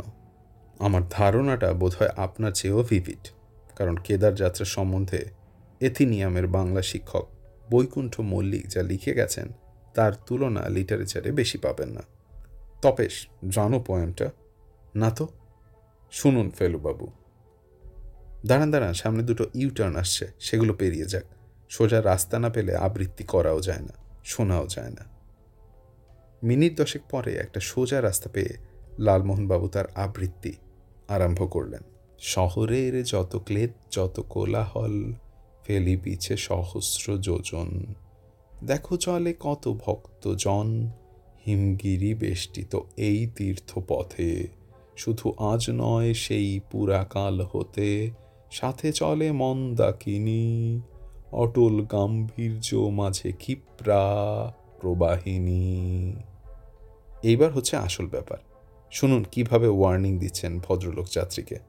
তবে শুনো এবে অভিজ্ঞের বাণী, দেব দর্শন হয় যেন বহু কষ্ট মানি, গিরিগত্রে শীর্ণ পথে যাত্রী অগণন, প্রাণ যায় যদি হয় পদস্থলন, তাও চলে অশ্বারোহী চলে ডান্ডিবাহী, ষষ্ঠীধারী বৃদ্ধ দেখো তারও ক্লান্তি নাহি, আছে শুধু অটল বিশ্বাস, সব ক্লান্তি হবে দূর পূর্ণ হবে আশ, যাত্রা অন্তে বিরাজেন কেদারেশ্বর, সর্বগুণ সর্বশক্তিধর, মহাতীর্থে মহাপূর্ণ হবে নিশ্চয়ই, উচ্চ কণ্ঠে বল সবে কেদারের জয়। বলল ফেলুদা। বোঝাই যাচ্ছে মল্লিক মশাই এ কবিতা লিখেছিলেন বাস ট্যাক্সির যুগের অনেক আগে। সার্টেনলি, বললেন লালমোহনবাবু। তাকে তীর্থযাত্রার পুরো ধকল ভোগ করতে হয়েছিল। কিন্তু আমার প্রশ্ন হচ্ছে, আপনি কি অশ্বারোহী হতে চান, না ডান্ডির দ্বারা বাহিত হতে চান, না পয়দল যেতে চান? সেটা সব ডিপেন্ড করছে আপনাদের ওপর। দলচ্যুত হবার প্রশ্ন তো আর উঠতে পারে না। আমি আর তোপসে তো হেঁটেই যাব স্থির করেছি। আপনার পক্ষে ডান্ডিটা সবচেয়ে নিরাপদ, কারণ ঘোড়াগুলোর টেন্ডেন্সি হচ্ছে পথের যে দিকটায় খাদ তার কানা ধরে চলা। সে টেনশন আপনার সহ্য হবে না। লালমোহনবাবু ভয়ঙ্কর রকম গম্ভীর হয়ে বললেন, শুনুন ফেলুবাবু, আপনি কিন্তু আমার ক্ষমতাকে ক্রমান্বয়ে আন্ডার এস্টিমেট করে চলেছেন। আমি গেলে হেঁটে যাব, আর নয়তো যাব না, এই আমার সোজা কথা। যাক, তাহলে এটা স্যাটেলড, বলল ফেলুদা। একটা প্রশ্ন আমি করতে পারি কি? বললেন লালমোহনবাবু। অবশ্যই এটা জার্নি সম্বন্ধে নয়। নিশ্চয়ই পারেন। এরা তো মশাই আমাদের চিনে ফেলেছে, এখন কেদার গিয়ে আমরা করছিটা কি? সেটা সব নির্ভর করছে কে আগে উপাধ্যায়ের সন্ধান পায় তার উপর।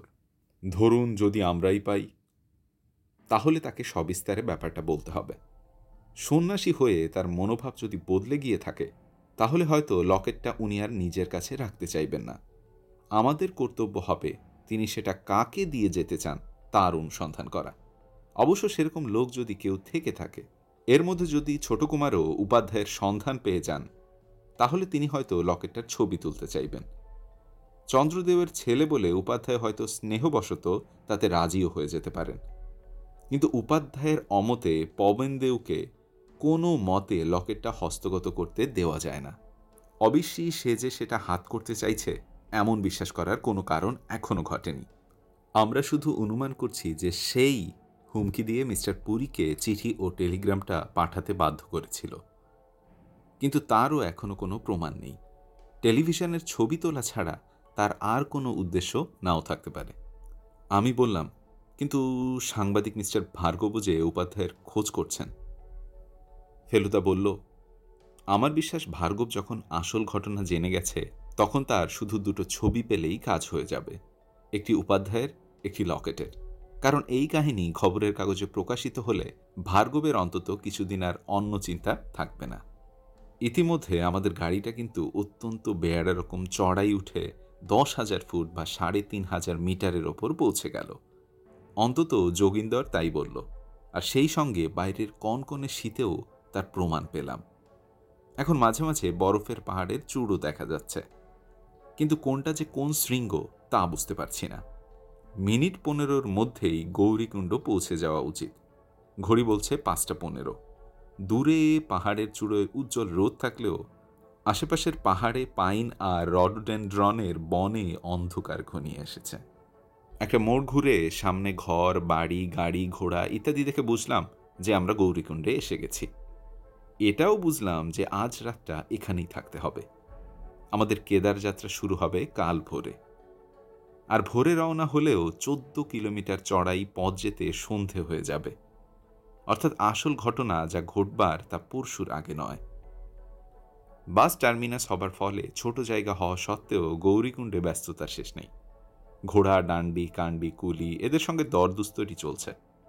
কান্ডি জিনিসটা ঝুড়ি টাইপের, এতে করেও মানুষ যায়, যদিও দেখে মোটেই ভরসা হয় না। এখানে রাত্রে থাকতে হবে জেনেও আগে কোনো বন্দোবস্ত করিনি, কারণ জানি অন্তত একটা ধর্মশালা কি চটি পেয়ে যাব। সত্যি দেখা গেল জায়গার কোনো অভাব নেই। এখানে পাণ্ডারা ঘর ভাড়া দেয়, বিছানা বালিশ, লেপ কম্বল সবই দেয়। পাণ্ডারা বাঙালি না হলেও বাঙালি যাত্রী এত আসে যে এরা দিব্যি বাংলা শিখে গেছে। এদের থাকার ঘরগুলো হয় দোতলায়, বেটে বেটে ঘর, যার সিলিংয়ে ফেলুদার প্রায় মাথা ঠেকে যায়। এই ঘরের নিচে থাকে সেই রকমই বেটে বেটে সার বাঁধা দোকান। সস্তার ব্যাপার, তবে আমাদের কথা হচ্ছে রাত্রিতে ঘুমোনো। সেই কাজটায় কোনো ব্যাঘাত হবে বলে মনে হলো না। আমরা এখানে এসেই ছোট কুমারের হলদে আমেরিকান গাড়িটা দেখেছিলাম। ওরা আমাদের চেয়ে ঘণ্টা 4 আগে পৌঁছেছে নিশ্চয়ই। অর্থাৎ দুপুরে ঘোড়া নিয়ে রওনা করে রাত্রিরের মধ্যে পৌঁছে যাবে। তার মানে কেদারে একটা পুরো দিনেরও বেশি সময় পাচ্ছে ছোট কুমার। আমার ধারণা মিস্টার ভার্গবও আজ রাত্রিরের মধ্যে পৌঁছে যাবেন। আশ্চর্য এই যে সকলেরই উদ্দেশ্য এক, উপাধ্যায় মশায়ের সন্ধান করা। পাণ্ডাদের ঘরে গভীর ঘুমে রাত কাটিয়ে ভোর 5টার মধ্যে অ্যালার্ম বাজিয়ে উঠে আমরা 3 জনে বাইরে বেরিয়ে এলাম। এত ভোরে বিভিন্ন দেশীয় এত যাত্রীর ভিড় এখানে জমায়েত হয়েছে সেটা ভাবতেই পারিনি। এদের মধ্যে বাঙালি আছে প্রচুর, আর তাদের প্রায় সবাই দলে এসেছে। দল বলতে অবশ্যই পরিবার বোঝায়, 70 বছরের দাদু থেকে নিয়ে 5 বছরের নাতনি পর্যন্ত। তার মধ্যে মাসি পিসিও যে নেই তা নয়। ভিড়ের মধ্যে হঠাৎ ক্যামেরা হাতে পবনদেবকে দেখে বেশ অবাক হলাম। তিনি ঘোড়া ভাড়া করেছেন দুটো, একটা নিজের জন্য, একটার পিঠে থাকবে সরঞ্জাম। আমাদের দেখে বললেন, সোনপ্রয়াগে নাকি অনেক ইন্টারেস্টিং ছবি তোলার ছিল, তাই কাল এসে পৌঁছাতে পৌঁছাতে বেশ রাত হয়েছে। আমাদের সঙ্গেই অবশ্যই রওনা হচ্ছেন, তবে উনি থেমে থেমে ছবি তুলতে তুলতে যাবেন। ক্যামেরা ও সাউন্ডের সরঞ্জাম থাকবে নিজের সঙ্গে, ফিল্ম অর্থাৎ কাঁচামাল থাকবে অন্য ঘোড়ার পিঠে। ফেলুদা ছোট কুমারের কাছ থেকে সরে এসে বলল, রহস্যের শেষ নেই। উনি কি তাহলে কেদারের লোক লাগিয়েছেন উপাধ্যায়কে খুঁজে বার করার জন্য? যাই হোক, এসব ভাববার সময় এখন নয়, কারণ আমাদের রওনা দেবার সময় এসে গেছে। আপনি তাহলে দৃঢ় সংকল্প যে হেঁটেই যাবেন? ফেলুদা লালমোহনবাবুকে আবার জিজ্ঞেস করল। ইয়েস স্যার, বললেন জটায়ু। তবে হ্যাঁ, আপনাদের সঙ্গে তাল রেখে হাঁটতে পারবো কিনা সে বিষয়ে আপনি আদৌ চিন্তা করবেন না। আপনি আপনার নিজের ক্ষমতা অনুযায়ী হাঁটবেন। গন্তব্য যখন এক, রাস্তা যখন এক, তখন পিছিয়ে পড়লেও চিন্তার কারণ কিছু নেই। এই নিন, এটা হাতে নিন। আমরা 3 জনের জন্য 3টে লাঠি কিনে নিয়েছি, যার নিচের অংশটা ছুচলো লোহা লাগানো। এ লাঠি এখন প্রত্যেক পদযাত্রীর হাতে। এর দাম 2 টাকা। ফিরে এসে আবার ফেরত দিলে 1 টাকা ফেরত পাওয়া যায়। তারই একটা ফেলুদা লালমোহনবাবুকে দিয়ে দিল। আমরা ঘড়ি ধরে 6টায় রওনা দিলাম। লালমোহনবাবু যেরকম হাঁক দিয়ে জয় কেদার বলে তার প্রথম পদক্ষেপ নিলেন, আমার তো মনে হলো তাতেই তার অর্ধেক এনার্জি চলে গেল। পাহাড়ের গা দিয়ে পাথরে বাঁধানো রাস্তা, শুধু যে শীর্ণ তা নয়, এক এক জায়গায় একজনের বেশি একসঙ্গে পাশাপাশি যেতে পারে না। একদিকে পাহাড়, একদিকে খাদ। খাদের নিচ দিয়ে বেগে বয়ে চলেছে মন্দাকিনী। দুদিকেই মাঝে মাঝে বড় বড় গাছ থাকার ফলে যাত্রীদের মাথার উপর একটা চাঁদোয়ার সৃষ্টি হয়েছে। তবে বেশিরভাগ অংশেই গাছপালা নেই, খালি শুকনো ঘাস আর পাথর। পায়ে যারা হাঁটছে তাদের মুশকিল হচ্ছে কি, অশ্বারোহী আর ডান্ডিবাহীদের জন্য প্রায়ই তাদের পাশ দিতে হচ্ছে। এখানে নিয়মটা হচ্ছে কি, সবসময় পাহাড়ের গা ঘেঁষে পাশ দেওয়া। খাদের দিকটায় গিয়ে পাশ দিতে গেলে পদস্খলনের সমূহ সম্ভাবনা। যোগব্যায়াম করি বলে বোধহয় আমাদের দুজনের খুব একটা কষ্ট হচ্ছিল না। লালমোহনবাবুর পক্ষে ব্যাপারটা যোগব্যায়াম করি বলে বোধহয় আমাদের দুজনের খুব একটা কষ্ট হচ্ছিল না। লালমোহনবাবুর পক্ষে ব্যাপারটা খুব শ্রম সাপেক্ষ হলেও উনি প্রাণপণ চেষ্টা করছিলেন সেটা যেন বাইরে প্রকাশ না পায়। চড়াই ওঠার সময় তো কথা বলা যায় না। এরপর খানিকটা সমতল রাস্তায় আমাদের কাছাকাছি পেয়ে বললেন, তেনজিং নোরকের মহত্বটা কোথায় সেটা এখন বুঝতে পারছি। মিনিট 20 চলার পর একটা ঘটনা ঘটল, যেটা আমাদের কেদার পৌঁছানোটা আরও আধো ঘন্টা পিছিয়ে দিল। একটা বেশ বড় পাথরের খণ্ড পাহাড়ের গা দিয়ে হঠাৎ গড়িয়ে এলো সোজা ফেলুদার দিকে। ব্যাপারটা সম্বন্ধে সচেতন হতে যে কয়েকটা মুহূর্ত গেল তাতেই কিছুটা ড্যামেজ হয়ে গেল। পাথরের ঘষা খেয়ে ফেলুদার হাতের HMT ঘড়িটা চুরমার হয়ে গেল, আর আমাদের পাশের এক পৌরযাত্রীর লাঠিটা হস্তচ্যুত হয়ে পাশের খাদ দিয়ে পাথরের সঙ্গে ঝড়ের বেগে গড়িয়ে নেমে গেল মন্দাকিনী লক্ষ্য করে। ফেলুদা একটু হোকচকিয়ে গেলেও সেটা মুহূর্তের জন্য। ওর শরীর যে কত মজবুত আর স্ট্যামিনা যে কি সাংঘাতিক সেটা বুঝলাম এই এতখানি খাড়াই পথ হাঁটার পর সে সোজা পাহাড়ের গা বেয়ে উপরে উঠে গেল। আমিও ওর পিছন পিছন গিয়েছিলাম, কিন্তু যতক্ষণে ওর কাছে পৌঁছলাম তার মধ্যেই ও একটা লোকের কলার চেপে তাকে একটা গাছে ঠেসে ধরেছে। লোকটার বয়স বছর 25-এর বেশি না। তার মুখ ফ্যাকাশে হয়ে গেছে এবং সে স্বীকার করেছে যে পাথর ফেলার ব্যাপারে সে আরেকজনের আদেশ পালন করছিল। পকেট থেকে 10টা কড়কড়ে 10 টাকার নোট বার করে সে দেখিয়ে দিল কেন তাকে এমন একটা কাজ করতে রাজি হতে হয়েছে। কে তাকে এই টাকা দিয়েছে জিজ্ঞেস করাতে সে বলল, তারই এক অচেনা জাত ভাই। বোঝাই গেল আসল লোক সে নয়, সে শুধু দালালির কাজ করেছে। আপাতত ফেলুদা লোকটার গা থেকে একটা পশমের চাদর খুলে সেটা দিয়ে তাকে 2 হাত সমেত পিচমোড়া করে গাছের সঙ্গে বেঁধে দিল।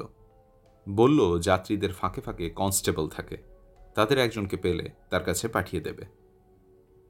লালমোহনবাবুর ভাষায় পাথর ফেলার অন্তর্নিহিত মানেটা সত্যি করে ভাবিয়ে তোলে। ভদ্রলোক বললেন, বোঝাই যাচ্ছে কেউ বা কাহারা কেদারে আপনার উপস্থিতিটা প্রিভেন্ট করার জন্য উঠে পড়ে লেগেছে। গৌরীকুণ্ড আর কেদারের মাঝামাঝি একটা জায়গা আছে যেটার নাম রামওয়াড়া। সকলেই এখানে থামে বিশ্রামের জন্য। চটি আছে, ধর্মশালা আছে, চায়ের দোকান আছে। লালমোহনবাবুকে আমরা এখানে আধো ঘন্টা বিশ্রাম দেওয়া স্থির করলাম। এখানকার এলিভেশন 2500 মাইল, অর্থাৎ প্রায় 8000 ফুট। চারিদিকের দৃশ্য ক্রমেই ফ্যান্টাস্টিক হয়ে আসছে। লালমোহনবাবু একেবারে মহাভারতের মুডে চলে গেছেন, এমনকি এও বলছেন যে যাত্রাপথে তার যদি পতনও হয় তাহলে কোনো আক্ষেপ নেই, কারণ এমন গ্লোরিয়াস ডেথ নাকি হয় না। ফেলুদা বলল, আপনি কিন্তু পাবলিকের ওপর যে পরিমাণে গাঁজাখুরি মাল চাপিয়েছেন, আপনার নরক ভোগ না হয়ে যায় না। বললেন লালমোহনবাবু, যুধিষ্ঠিরও পার পাননি মশাই নরক ভোগের হাত থেকে। আর লালমোহন গাঙ্গুলি। বাকি 3.5 মাইলের মধ্যে একটা উল্লেখযোগ্য ঘটনা ঘটল। একটা জায়গা থেকে হঠাৎ কেদারের মন্দিরের চূড়ো দেখতে পেয়ে সব যাত্রীরা জয় কেদার, জয় কেদার বলে কেউ মাথা নত করে, কেউ হাত জড় করে, কেউ বা সাষ্টাঙ্গ হয়ে তাদের ভক্তি জানালেন। কিন্তু আবার হাঁটা শুরু করার সঙ্গে সঙ্গেই মন্দিরের চূড়ো লুকিয়ে গেল পাহাড়ের পিছনে, আর বেরোলো একেবারে কেদার পৌঁছানোর পর। পরে জানলাম যে এই বিশেষ জায়গা থেকে এই বিশেষ দর্শনটাকে এরা বলে দেউ দেখনি। কেদার পৌঁছাতে পৌঁছাতে আমাদের হয়ে গেল বিকেল 5:30। তখনও যথেষ্ট আলো রয়েছে, চারদিকের পাহাড়ের চূড়াগুলোয় রোদ ঝলমল করছে। এতক্ষণ চড়াইয়ের পর হঠাৎ সামনে সমতল জমি দেখতে পেলে যে কেমন লাগে তা লিখে বোঝাতে পারবো না। এটুকু বলতে পারি যে অবিশ্বাস, আশ্বাস, আনন্দ সব যেন একসঙ্গে মনের মধ্যে জেগে ওঠে, আর তার সঙ্গে কৃতজ্ঞতা মেশানো একটা অদ্ভুত শান্ত ভাব। সেটাই বোধহয় যাত্রীদের মনে আরও বেশি ভক্তি জাগিয়ে তোলে। চারিদিকে সব পাথর বাঁধানো জমিতে শুয়ে বসে দাঁড়িয়ে জয় কেদার, জয় কেদার করছে। মন্দিরটা দাঁড়িয়ে রয়েছে 3 দিকে ঘেরা বরফের পাহাড়ের মধ্যে। আমরা 3 জন তারই মধ্যে এগিয়ে গেলাম একটা বাসস্থানের ব্যবস্থা করতে। এখানে হোটেল আছে, হোটেল হিমলোক, কিন্তু তাতে জায়গা নেই। বিড়লা রেস্ট হাউসেও জায়গা নেই। এক রাত্রের ব্যাপার যখন, মোটামুটি একটা ব্যবস্থা হলেই হলো। তাই শেষ পর্যন্ত কালী কমলিওয়ালির ধর্মশালায় উঠলাম আমরা। সামান্য ভাড়ায় গরম লেপ, তোশক, কম্বল সবই পাওয়া যায়। কেদারনাথের মন্দির এই কিছুক্ষণ আগে সন্ধ্যা 6টায় বন্ধ হয়ে গেছে, আবার খুলবে সেই কাল সকাল 8টায়। তাই লালমোহনবাবুর পুজো দেবার কাজটা আজ স্থগিত থাকবে। আপাতত ঠিক এই মুহূর্তে যেটা দরকার সেটা হলো গরম চা। আমাদের থাকার ঘর থেকে নিচে নেমেই চায়ের দোকান পেয়ে গেলাম। এটা হলো কাশীর বিশ্বনাথের গলির মতোই কেদারনাথের গলি। দোকানগুলো সবই অস্থায়ী, কারণ নভেম্বর থেকে এপ্রিল পর্যন্ত বরফের জন্য কেদারনাথে জনপ্রাণী থাকবে না। আমি ভেবেছিলাম এই ধকলের পর লালমোহনবাবু হয়তো একটু বিশ্রাম নিতে চাইবেন, কিন্তু তিনি বললেন যে তার দেহের রন্ধে রন্ধে নাকি নতুন এনার্জি পাচ্ছেন। তপেশ, এই হলো কেদারের মহিমা। বিশ্বনাথের মতোই এখানেও কেদারের গলির দোকানগুলোতে বেশিরভাগই পুজোর সামগ্রী বিক্রি হয়। এমনকি বেনারসের সেই অতি চেনা গন্ধটাও যেন এখানে পাওয়া যায়। আমরা 3 জনে এলাচ দেওয়া গরম চা খাচ্ছি। এমন সময় হঠাৎ চেনা গলায় প্রশ্ন এলো, উপাধ্যায়ের সন্ধান পেলেন? ছোট কুমার পবনদেও সিং, এখনও তার হাতে ক্যামেরা আর বেল্টের সঙ্গে লাগানো সাউন্ড রেকর্ডিং যন্ত্র। আমরা তো এই মিনিট 20 হলো এলাম, বলল ফেলুদা। আমি এসেছি 2:30, বলল পবনদেও। যেটুকু জেনেছি তিনি এখন পুরোপুরি সাধুই হয়ে গেছেন। চেহারাটাও সাধুরই মতন। বুঝে দেখুন, এখানে এত সাধুর মধ্যে তাকে খুঁজে বার করা কত কঠিন। একটা ব্যাপার সম্বন্ধে আমি শিওর, তিনি নাম বদলেছেন। উপাধ্যায় বলে এখানে কেউ কাউকে চেনে না। দেখুন চেষ্টা করে, বলল ফেলুদা। আমরাও খুঁজছি। পবনদেও চলে গেলেন। লোকটা আমার কাছে এখনো রহস্য রয়ে গেল। আমরা চা শেষ করে উঠে কয়েক পা এগিয়েছি, এমন সময় আরেকটা চেনা কণ্ঠে বাংলায় একটা প্রশ্ন এলো, এই যে এসে পড়েছেন, কেমন, আসা সার্থক কিনা বলুন। আমাদের ট্রেনের আলাপি মাখনলাল মজুমদার। 16 আনা সার্থক, বলল ফেলুদা। আমাদের ঘোর এখনো কাটেনি। হরিদারের কাজ হলো? হয়নি বলেই তো এখানে এলাম, একজনের সন্ধান করে বেড়াচ্ছি। আগে ছিলেন হরিদারে, সেখানে গিয়ে শুনি তিনি চলে গেছেন রুদ্রপ্রয়াগ, আবার রুদ্রপ্রয়াগে গিয়ে শুনি কেদারনাথ। কার কথা বলছেন বলুন তো? ভবানী উপাধ্যায় বলে এক ভদ্রলোক। মাখনবাবুর চোখ কপালে উঠে গেল। ভবানী? ভবানীর খোঁজ করছেন আপনারা? আর সে কথা একদিন আমাকে বলেননি। আপনি তাকে চেনেন নাকি? চিনি মানে 7 বছর থেকে চিনি। আমার পেটের আলসার সারিয়ে দিয়েছিল এক বড়িতে। তারপর হরিদার ছাড়ার কিছুদিন আগেও আমার সঙ্গে দেখা করেছে। একটা বৈরাগ্য লক্ষ্য করেছিলাম ওর মধ্যে। বললে রুদ্রপ্রয়াগ যাবে। আমি বললাম বাস রুট হয়ে রুদ্রপ্রয়াগ আর এখন সে জিনিস নেই। তুমি জপতপ করতে চাও তো সোজা কেদার চলে যাও। বোধহয় একটা দোটানার মধ্যে পড়েছিল, তাই কিছুদিন রুদ্রপ্রয়াগ থেকে যায়, কিন্তু এখন সে এখানেই। সে তো বুঝলাম, কিন্তু কোথায়? শহরের মধ্যে তাকে পাবেন না ভাই, সে এখন গুহাবাসী। চোরাবালিতাল নাম শুনেছেন, যাকে এখন গান্ধী সরোবর বলা হয়? হ্যাঁ হ্যাঁ, শুনেছি বটে। এই চোরাবালিতাল থেকে মন্দাকিনী নদীর উৎপত্তি। কেদারনাথের পিছন দিয়ে পাথর আর বরফের উপর দিয়ে মাইল 3 যেতে হবে। হ্রদের ধারে একটা গুহায় বাস করে ভবানী। উপাধ্যায় অংশটা তার নাম থেকে উবে গেছে। এখন সে ভবানী বাবা, একা থাকে, কাছে পিঠে আর কেউ থাকে না। কাল সকালে আপনারা চেষ্টা করে দেখতে পারেন। আপনার সঙ্গে এবার দেখা হয়েছে? না, তবে স্থানীয় লোকের কাছে খবর পেয়েছি। ফলমূলের জন্য তাকে বাজারে আসতে হয় মাঝে মাঝে। আপনি আমাদের অশেষ উপকার করলেন মিস্টার মজুমদার, কিন্তু তার অতীতের ইতিহাস কি এখানে কেউ জানে? তা তো জানতেই পারে, বললেন মাখনবাবু, কারণ সে তো চিকিৎসা এখনো সম্পূর্ণ ছাড়েনি। এই কেদারনাথের মহান্তই তো বলছিলেন যে ভবানী সম্প্রতি নাকি একটা ছেলের পোলিও সারিয়ে দিয়েছে। তবে আমার ধারণা সে কিছুদিনের মধ্যে আর চিকিৎসা করবে না, পুরোপুরি সন্ন্যাসী বনে যাবে। একটা শেষ প্রশ্ন, বলল ফেলুদা, ভদ্রলোক কোন দেশী তা আপনি জানেন? এ বিষয়ে তো তাকে কোনোদিন জিজ্ঞেস করিনি, তবে সে আমার সঙ্গে সবসময় হিন্দিতেই কথা বলেছে, ভালো হিন্দি, তাতে অন্য কোনো প্রদেশের ছাপ পায়নি কখনো। মাখনবাবু চলে গেলেন। লালমোহনবাবু ইতিমধ্যে আমাদের দল থেকে একটু দূরে সরে গিয়ে কার সঙ্গে যেন কথা বলছিলেন। এবার এগিয়ে এসে বললেন, বিড়লা গেস্ট হাউস থেকে আমাদের তলব পড়েছে। কে ডাকছে? প্রশ্ন করল ফেলুদা। একটি বেটে ভদ্রলোক এগিয়ে এসে বললেন, মিস্টার সিংহানিয়া। ফেলুদার ভুরু কুঁচকে গেল। আমাদের দিকে ফিরে চাপা গলায় বলল, মনে হচ্ছে এই সিংহানিয়াই এক ভদ্রলোককে সঙ্গে নিয়ে হরিদ্বার গিয়েছিলেন উপাধ্যায়ের সঙ্গে দেখা করতে। আমার মনে হয় একে খানিকটা সময় দেওয়া যেতে পারে, চলিয়ে।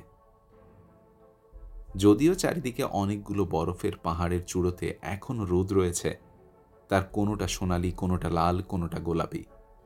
কেদার শহরের ওপর অন্ধকার নেমে এসেছে। বিড়লা গেস্ট হাউস কেদারনাথের মন্দিরের পাশেই। কাজেই আমরা 3 মিনিটের মধ্যেই পৌঁছে গেলাম। দেখে মনে হলো এখানে হয়তো এটাই থাকবার সবচেয়ে ভালো জায়গা, অন্তত পরিচ্ছন্নতার দিক দিয়ে তো বটেই। খাবারের কথা জানি না। খাবারের ব্যাপারে এমনিতেও শুনছি এখানে আলু ছাড়া আর বিশেষ কিছুই পাওয়া যায় না। বেটে লোকটা আমাদের আগে আগে পথ দেখিয়ে বিড়লা গেস্ট হাউসের দোতলায় একটা ঘরে নিয়ে বেটে লোকটা আমাদের আগে আগে পথ দেখিয়ে বিড়লা গেস্ট হাউসের দোতলায় একটা ঘরে নিয়ে গিয়ে হাজির করল।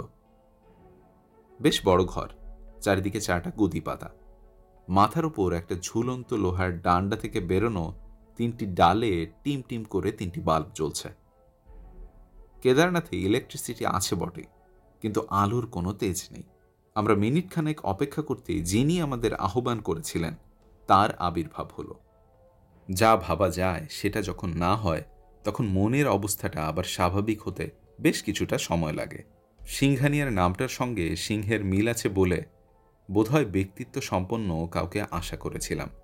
যিনি এলেন তার মাঝারি গড়ন, মেজাজে মাঝারি গাম্ভীর্য, গলার স্বর সরুও নয় মোটাও নয়, শুধু একটা মোটা পাকানো গোফে বলা যায় কিছুটা ভারিক্কি ভাব এসেছে। মাই নেম ইজ সিংহানিয়া, বললেন ভদ্রলোক, প্লিজ সিট ডাউন। আমরা 3 জনে 2টো গদিতে ভাগাভাগি করে বসলাম। সিংহানিয়া বসলেন 3য় গদিতে সোজা আমাদের দিকে মুখ করে। কথা হলো ইংরেজি হিন্দি মিলিয়ে।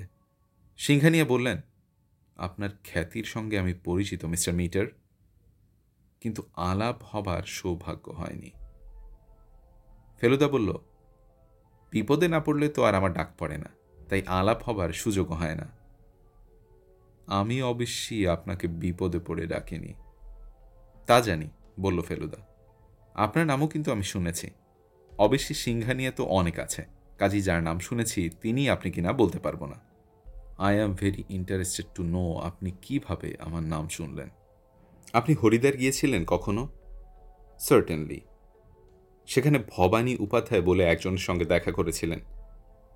করেছিলাম বই কি, কিন্তু আপনি সেটা কি করে জানলেন? উপাধ্যায়ের বাড়িওয়ালা আমাকে বলেছিলেন যে মিস্টার সিংহানিয়া এবং আরেকটি ভদ্রলোক উপাধ্যায়ের সঙ্গে দেখা করতে এসেছিলেন। আর কিছু বলেননি? বলেছিলেন যে উপাধ্যায়কে নাকি আপনি লোভে ফেলে দিয়েছিলেন, কিন্তু উপাধ্যায় সেটা কাটিয়ে ওঠে। What a strange man this Upadhyay. আমি এমন লোক আর দ্বিতীয় দেখিনি। ভেবে দেখুন মিস্টার মিটার, লোকটার রোজগার মাসে 500 টাকার বেশি নয়, কারণ গরিবদের সে বিনা পয়সায় চিকিৎসা করে। সেই লোককে আমি 5 লাখ টাকা অফার করলাম। আপনি জানেন বোধ হয় যে ওর কাছে একটা অত্যন্ত ভ্যালুয়েবল লকেট আছে। খুব সম্ভবত এককালে সেটা ট্র্যাভাঙ্কোরের মহারাজার ছিল। সে তো জানি, কিন্তু আমার জানার কৌতূহল হচ্ছে আপনি এই লকেটের খবরটা জানলেন কি করে? ওটা তো রাজার 5-6 জন খুব কাছের লোক ছাড়া আর কারোর কাছে প্রচার হয়নি। আমি খবরটা জেনেছিলাম সেই কাছের লোকের একজনের কাছ থেকেই। আমার জুয়েলারির ব্যবসা আছে দিল্লিতে। আমার কাছে এই লকেটের খবর আনে রূপনারায়ণগড়ের ম্যানেজার মিস্টার পুরীর ছেলে দেবীশঙ্কর পুরী। সে আমাকে লকেটটা কিনতে বলে। ন্যাচারালি হি এক্সপেক্টেড এ পার্সেন্টেজ। আমরা গেলাম হরিদ্বার। উপাধ্যায় রিফিউজ করলেন। পুরীর উৎসাহ চলে গেল।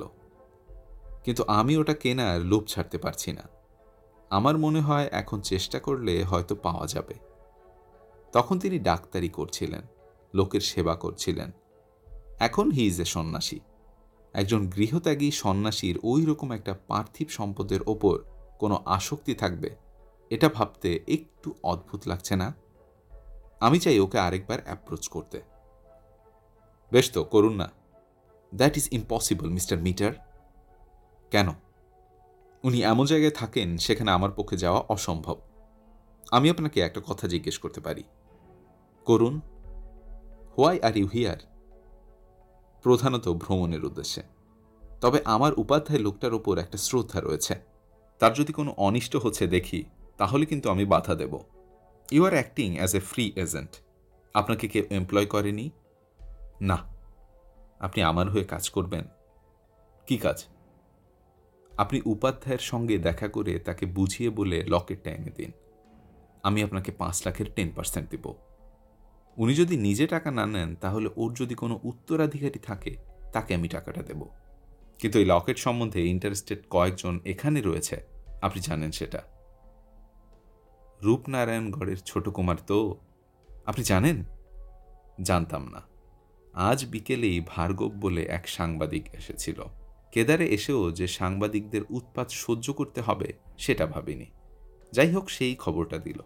কিন্তু ছোট কুমার তো ফিল্ম তুলতে এসেছে। জানি, কিন্তু তাতে উপাধ্যায় আর লকেটের একটা বড় ভূমিকা আছে। সিংহানিয়ার চেহারাটা এবার একটা ইঁদুরের মতো হয়ে গেল। সে হাত জোড় করে বলল, দোহাই mister Mitter, please help me. আপনি ভার্গবকে এসব নিয়ে কিছু বলেননি তো? পাগল, আমি বলেছি তীর্থ করতে এসেছি। কেদারে আসার আর কোনো কারণ থাকার দরকার আছে কি?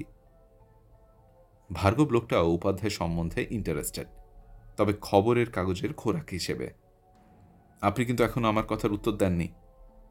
মিস্টার সিংহানিয়া, আমি এইটুকু বলতে পারি যে আপনার প্রস্তাব আমি উপাধ্যায়কে জানাবো। তবে আমার ধারণা যে তিনি যদি লকেটটা নিজে না রাখেন, তবে সেটা হয়তো অন্য কাউকে দিয়ে যেতে চাইবেন। কাজেই এখন কোনো পাকাপাকি কথা বলার দরকার নেই। তখন অবস্থা বুঝে ব্যবস্থা হবে, কেমন? Very good. বাইরে রাত। কেদার শহর ঝিমিয়ে পড়েছে। বাড়ির বাতি, রাস্তার বাতি, দোকানের বাতি সবই যেন ধুঁকছে। তারই মধ্যে এক জায়গায় বেশ একটা উজ্জ্বল আলো দেখে অবাক হয়ে এগিয়ে গিয়ে দেখি ছোট কুমার পবনদেও একটা ব্যাটারি আলো জ্বালিয়ে কেদারের গলির ফিল্ম তুলছে। আমাদের দেখে শুটিং থামিয়ে ফেলুদাকে উদ্দেশ্য করে প্রশ্ন করল, উপাধ্যায়ের কোনো খবর পেলেন? ফেলুদা উত্তর না দিয়ে একটা পাল্টা প্রশ্ন করল, আপনি উঠেছেন কোথায়? এখানে পান্ডারা ঘর ভাড়া দেয় জানেন তো, তারই একটাতে রয়েছি। এই বাইরের রাস্তা দিয়ে 2টো বাড়ি পরে ডান দিকের বাড়ি। ঠিক আছে, আমি আপনার সঙ্গে যোগাযোগ করছি, বলল ফেলুদা। আমরা এগিয়ে গেলাম আমাদের ধর্মশালার দিকে। লালমোহনবাবু হঠাৎ মন্তব্য করলেন, ছোট কুমার কেমন লোক জানি না মশাই, কিন্তু সিংহানিয়া লোকটা ধড়িবাজ আছে। কি করে জানলেন? ফেলুদা প্রশ্ন করল। আপনি যেখানে বসেছিলেন সেখান থেকে বোধহয় দেখতে পাননি, কিন্তু আমি দেখলাম লোকটার কোটের বাঁ পকেটে একটা ক্যাসেট রেকর্ডার। কথা শুরু হবার আগে সেটা টুক করে চালু করে দিল। ধড়িবাজের ওপর আবার ধড়িবাজ স্তরও হয়, সেটা জানেন তো? ফেলুদাও তার পকেট থেকে মাইক্রো ক্যাসেট রেকর্ডারটা বার করে দেখিয়ে দিল। আপনি কি ভাবছেন যে এটা আমি? ফেলুদার কথা শেষ হলো না, কারণ কাঁধে একটা ঘা খেয়ে সে মাটিতে পড়ে গেছে। গলির এই অংশটা নিরিবিলি। সেই সুযোগে পাশের একটা গলি থেকে একটা লোক আচমকা বেরিয়ে এসে এই কাণ্ডটি করেছে। মুহূর্তের মধ্যে একটা তুলকালাম কাণ্ড হয়ে গেল। লোকটা মেরেই পালাচ্ছিল। আমি তার উপর ঝাঁপ দিয়ে পড়ে তার কোমরটা দুহাতে জাপটে ধরে তাকে দেয়ালে চেপে ধরলাম। সেও পাল্টা চাপ দিয়ে আমাকে ঠেলে সরিয়ে পালাতে যাচ্ছিল। এমন সময় লালমোহনবাবু তার হাতের অস্ত্রটা দিয়ে তাকে এক ঘায়ে ধরাশায়ী করে দিলেন। অস্ত্রটা আর কিছুই না, গৌরীকুণ্ডে 2 টাকা দিয়ে কেনা সেই লোহা লাগানো লাঠি। স্পষ্ট দেখতে পাচ্ছি লোকটার মাথা ফেটে গল গল করে রক্ত বেরোচ্ছে, কিন্তু সেই অবস্থাতেই সে আবার উঠে এক দৌড়ে অন্ধকারে মিলিয়ে গেল। এদিকে ফেলুদা উঠে বসেছে, বোঝাই যাচ্ছে সে বেশ কাবু। আমরা দুজন দুদিক থেকে তাকে ধরে তুললাম। আমাদের ধর্মশালা প্রায় পৌঁছে গেছি। শেষ পথটুকু ফেলুদা শুধু একটা কথাই বলল, কেদারেও তাহলে গুন্ডা এসে পৌঁছে গেছে। কপাল জোরে আমাদের পাশের ঘরেই একজন বাঙালি ডাক্তার পাওয়া গেল, নাম অধীর সেন। অধীরবাবু আবার ফেলুদাকে চিনে ফেললেন, কাজেই যত না জখম তার তুলনায় সুশুশ্রাটা একটু বেশিই হলো। ডান কাঁধে একটা জায়গায় কেটে গিয়েছিল, সেখানে ওষুধ দিয়ে ব্যান্ডেড দিয়ে দিলেন। বললেন ফ্র্যাকচার হয়েছে কিনা সেটা তো এক্সরে না করলে বোঝা যাবে না।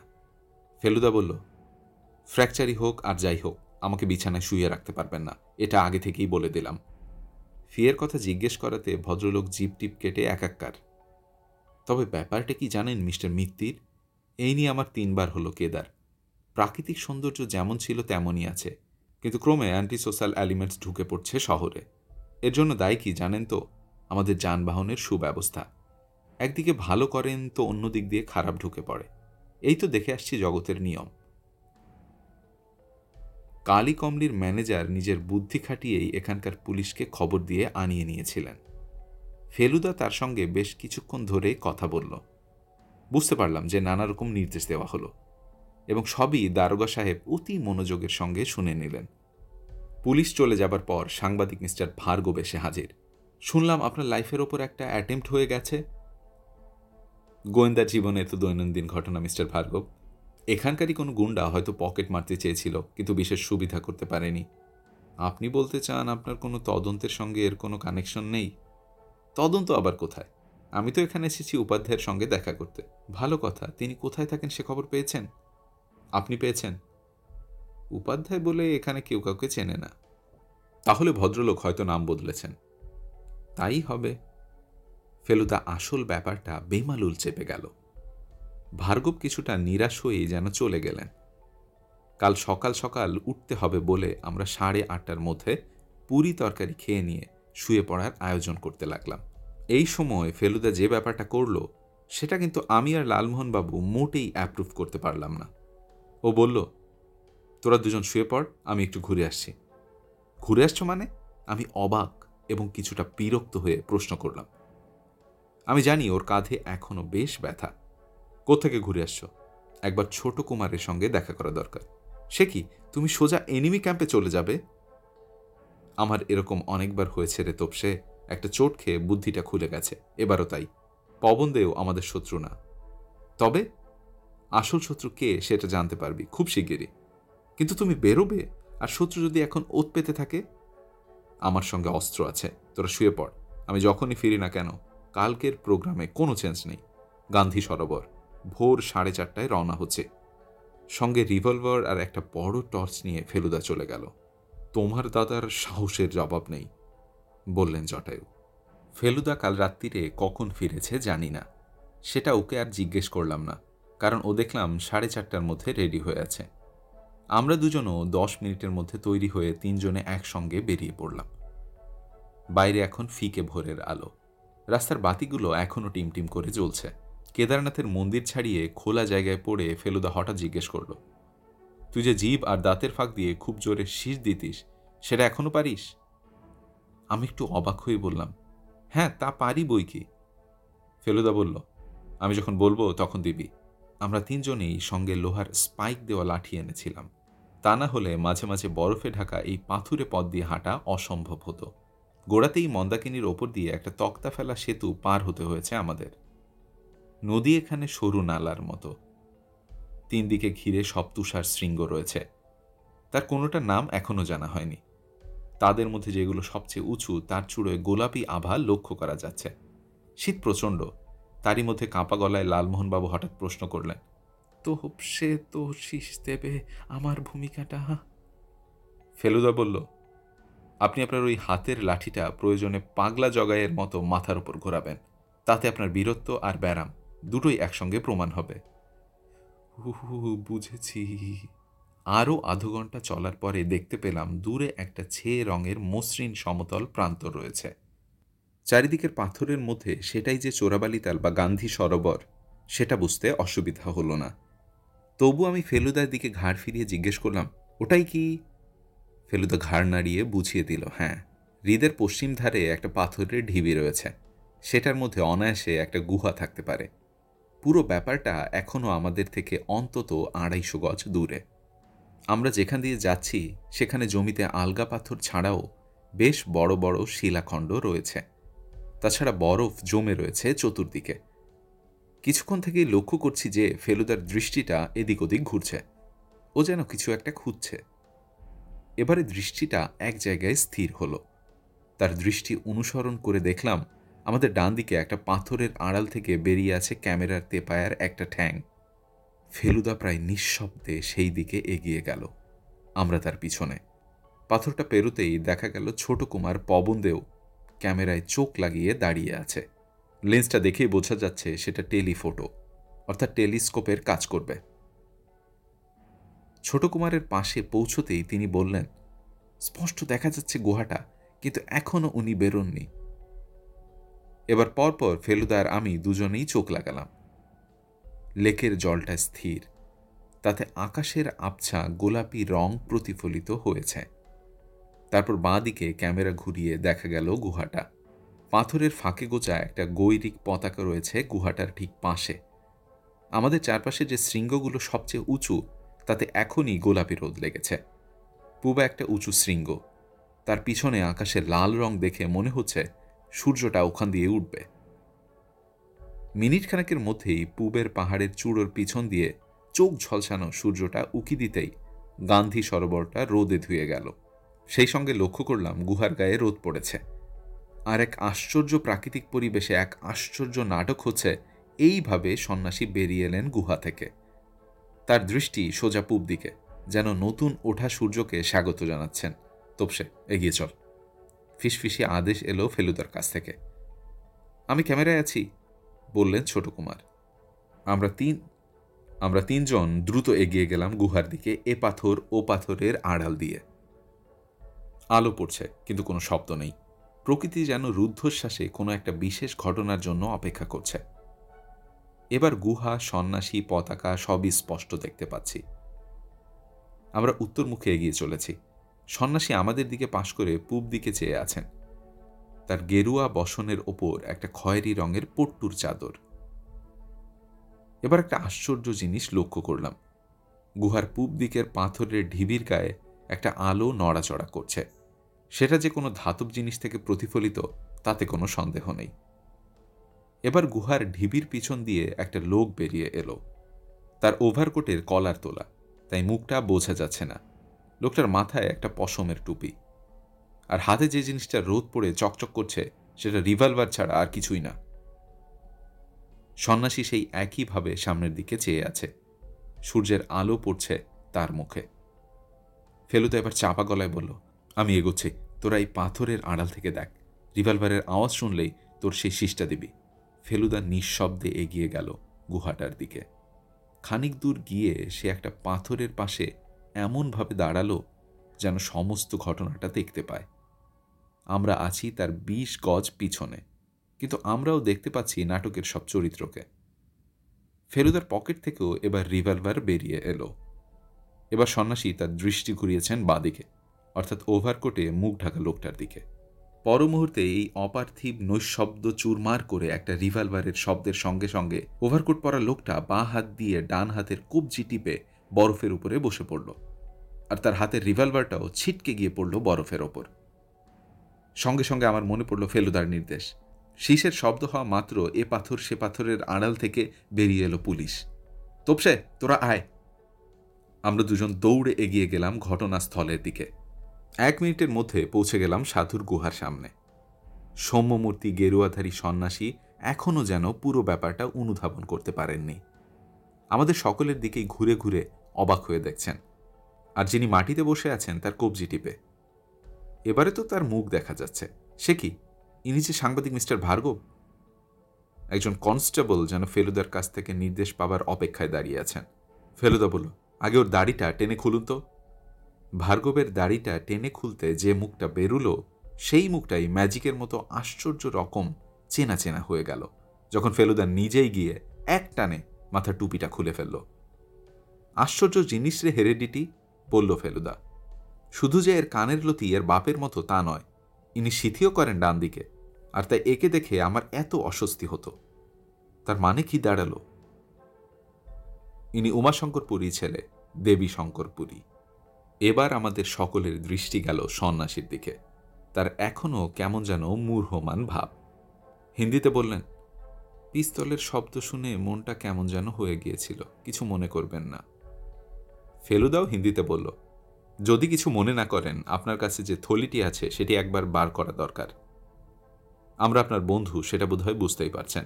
ওটা আপনার গুহার মধ্যে আছে তো? আর কোথায় থাকবে, ওই তো আমার একমাত্র সম্পত্তি। একজন কনস্টেবল গিয়ে গুহার ভিতর থেকে একটা লাল থলি বার করে নিয়ে এলো। সেটা খুলতে প্রথম বেরোলো একটা পাকানো কাগজ। এটা রাজা চন্দ্রদেব সিং এর সিলমোহর সমেত ভবানী উপাধ্যায়কে লকেট দানের স্বীকৃতি। তারপর বেরোলো আরেকটা ছোট থলি থেকে সেই বিখ্যাত সোনার লকেট, বালগোপাল, যার অপরূপ সৌন্দর্য এই পরিবেশে এই সকালের রোদে আরও শতগুণ বেড়ে গেছে। এইবার ফেলুদা মুখ খুলল। তার বেস্ট হিন্দিতে সে বলল, এবার আপনার আসল পরিচয়টা দিলে কিন্তু আমাদের সকলের খুব সুবিধা হতো। আমার আসল পরিচয়? আপনার নিজের নামটা বাংলাতেই বলুন না, একদিন পরে বাংলা বলতে আপনার নিশ্চয়ই ভালো লাগবে। উপাধ্যায় ফেলুদার দিকে অবাক হয়ে গিয়ে বাংলায় বললেন, আপনি বুঝে ফেলেছেন আমি বাঙালি। কেন বুঝব না, বলল ফেলুদা। আপনি দেবনাগরী অক্ষরে হিন্দিতে চিঠি লিখেছেন, কিন্তু আপনার ল আর বর্গীয় জ বাংলার মতো।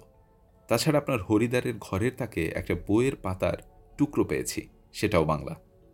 আপনার বুদ্ধি তো আশ্চর্য তীক্ষ্ণ। এবার আরেকটা প্রশ্নের জবাব দেবেন কি? কি? উপাধ্যায় কি সত্যি আপনার পদবী, আর ভবানী কি সত্যি আপনার নাম? আপনি কি বলছেন? আমি উপাধ্যায় কি গঙ্গোপাধ্যায়ের অংশ নয়, আর ভবানী কি দুর্গার আরেকটা নাম নয়?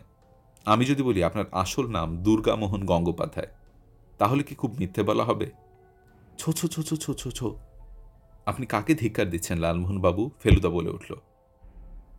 ছোট কাকা। দুর্গামোহন গঙ্গোপাধ্যায় অবাক হয়ে চাইলেন লালমোহন বাবুর দিকে। আমি যে লালু, বললেন জটায়ু। লালমোহনবাবু গিয়ে দুর্গামোহনকে ঢিপ করে প্রণাম করায় সাধু বাবা তার ভাইপোকে বুকে জড়িয়ে ধরে বললেন, তাহলে তো আমার সমস্যার সমাধান হয়েই গেল। ওই লকেট তো তোরই প্রাপ্য, ও জিনিস আমার কাছে রাখা এক বিরাট বিড়ম্বনা। তা তো বটেই, তা আমাকে দিলে আমি একটা ব্যাংকের ভোল্টে রেখে দিতে পারি। আপনি তো জানেন না ছোট কাকা, আজকাল আমি ছোটদের উপন্যাস লিখে বেশ টু পাইশ করছি, তবে রুচির তো কিছু বলা যায় না। একদিন দেখব ঝপ করে সেল পড়ে গেছে, তখন লকেটটা থাকলে তবু একটা। নিজের ছেলে লকেটটা হাত করার তাল করছে জেনে উমাশঙ্করকে বাধ্য হয়ে ফেলুদাকে টেলিগ্রাম ও চিঠি পাঠাতে হয়েছিল। বাপকে হাতের মুঠোর মধ্যে রাখার ক্ষমতা দেবীশঙ্করের নিশ্চয়ই আছে। দুর্গামোহন খুন হলে লকেট বেহাত হয়ে যেত, এটাও ঠিক, কিন্তু বাঁচিয়ে দিয়েছিল ওই ধস। দেবীশঙ্কর আটকা পড়ে গিয়েছিল রুদ্রপ্রয়াগে। সিংহানিয়া যে এসেছিল কেদারে, সে একেবারে নিজের গরজে, লকেটটাকে কেনার জন্য। দেবীশঙ্করই লোক লাগিয়ে ফেলুদার দিকে পাথর গড়িয়ে দিয়েছিল। সেই আবার কেদারে রাত্রির বেলা গুন্ডা লাগিয়ে ফেলুদাকে জখম করার চেষ্টা করেছিল। ছোট কুমার পবনদেব সিং অবশ্যই তার ক্যামেরা দিয়ে পুরো ঘটনাটাই টেলিফটো লেন্সের জোরে বেশ কাছ থেকেই তুলে রেখেছিল। দেবীশঙ্কর যে রিভলভার বার করে দুর্গামোহনের দিকে তাক করেছিল, সেটা স্পষ্ট বোঝা যাবার কথা। আপাতত ছোট কুমারের আর ফিল্ম নেই, কিন্তু দিল্লি থেকে স্টক এলে পরে সে দুর্গামোহনের একটা সাক্ষাৎকার নেবার ইচ্ছা প্রকাশ করল। দুর্গামোহন আপত্তি করলেন না, বরং বললেন, একজন রাজার আশ্চর্য দরাজ মনের কথাটা বিশ্বের লোকের কাছে গোপন থাকে কেন? আমি টেলিভিশন ক্যামেরায় নিশ্চয়ই বলবো আমার সোনার বালগোপাল পাবার কথা। পবনদেব বললেন, কিন্তু বালগোপাল তো আর আপনার কাছে থাকছে না। না, বললেন দুর্গামোহন, সেটার ছবি যদি তুলতে চাও তো আমার ভাইপোকে বলো। পবনদেব লালমোহন বাবুর দিকে ফিরে বললেন, আপনার বাড়ি গিয়ে আমি লকেটটার ছবি তুলে আনতে পারি কি? জটায়ু তার সবচেয়ে বেশি সাহেবী উচ্চারণে বললেন, ইউ আর মোস্ট ওয়েলকাম। আপনারা এতক্ষণ শুনছিলেন সত্যজিৎ রায়ের লেখা ফেলুদা সিরিজের গল্প এবার কাণ্ড কেদারনাথে। বাংলা থ্রিলার অডিও বুক চ্যানেলটি সাবস্ক্রাইব করুন এবং পাশে থাকা বেল আইকনটি প্রেস করুন। আপনাদের ভালো লাগা এবং সাথে থাকাই আমাদেরকে অনুপ্রেরণা যোগাবে নতুন কোনো অ্যাডভেঞ্চার গল্প নিয়ে আসতে। আজকের মতো বিদায় নিচ্ছি আমি নাহিদ। ভালো থাকুন, ভালো রাখুন। নেশা হোক বই, এই কথাটাই কই।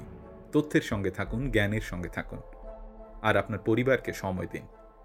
আগামীতে থাকছে সত্যজিৎ রায়ের আরও একটি অ্যাডভেঞ্চার। আগামী পর্বে আপনাদের জন্য থাকছে সত্যজিৎ রায়ের লেখা গল্প পুরস্কার।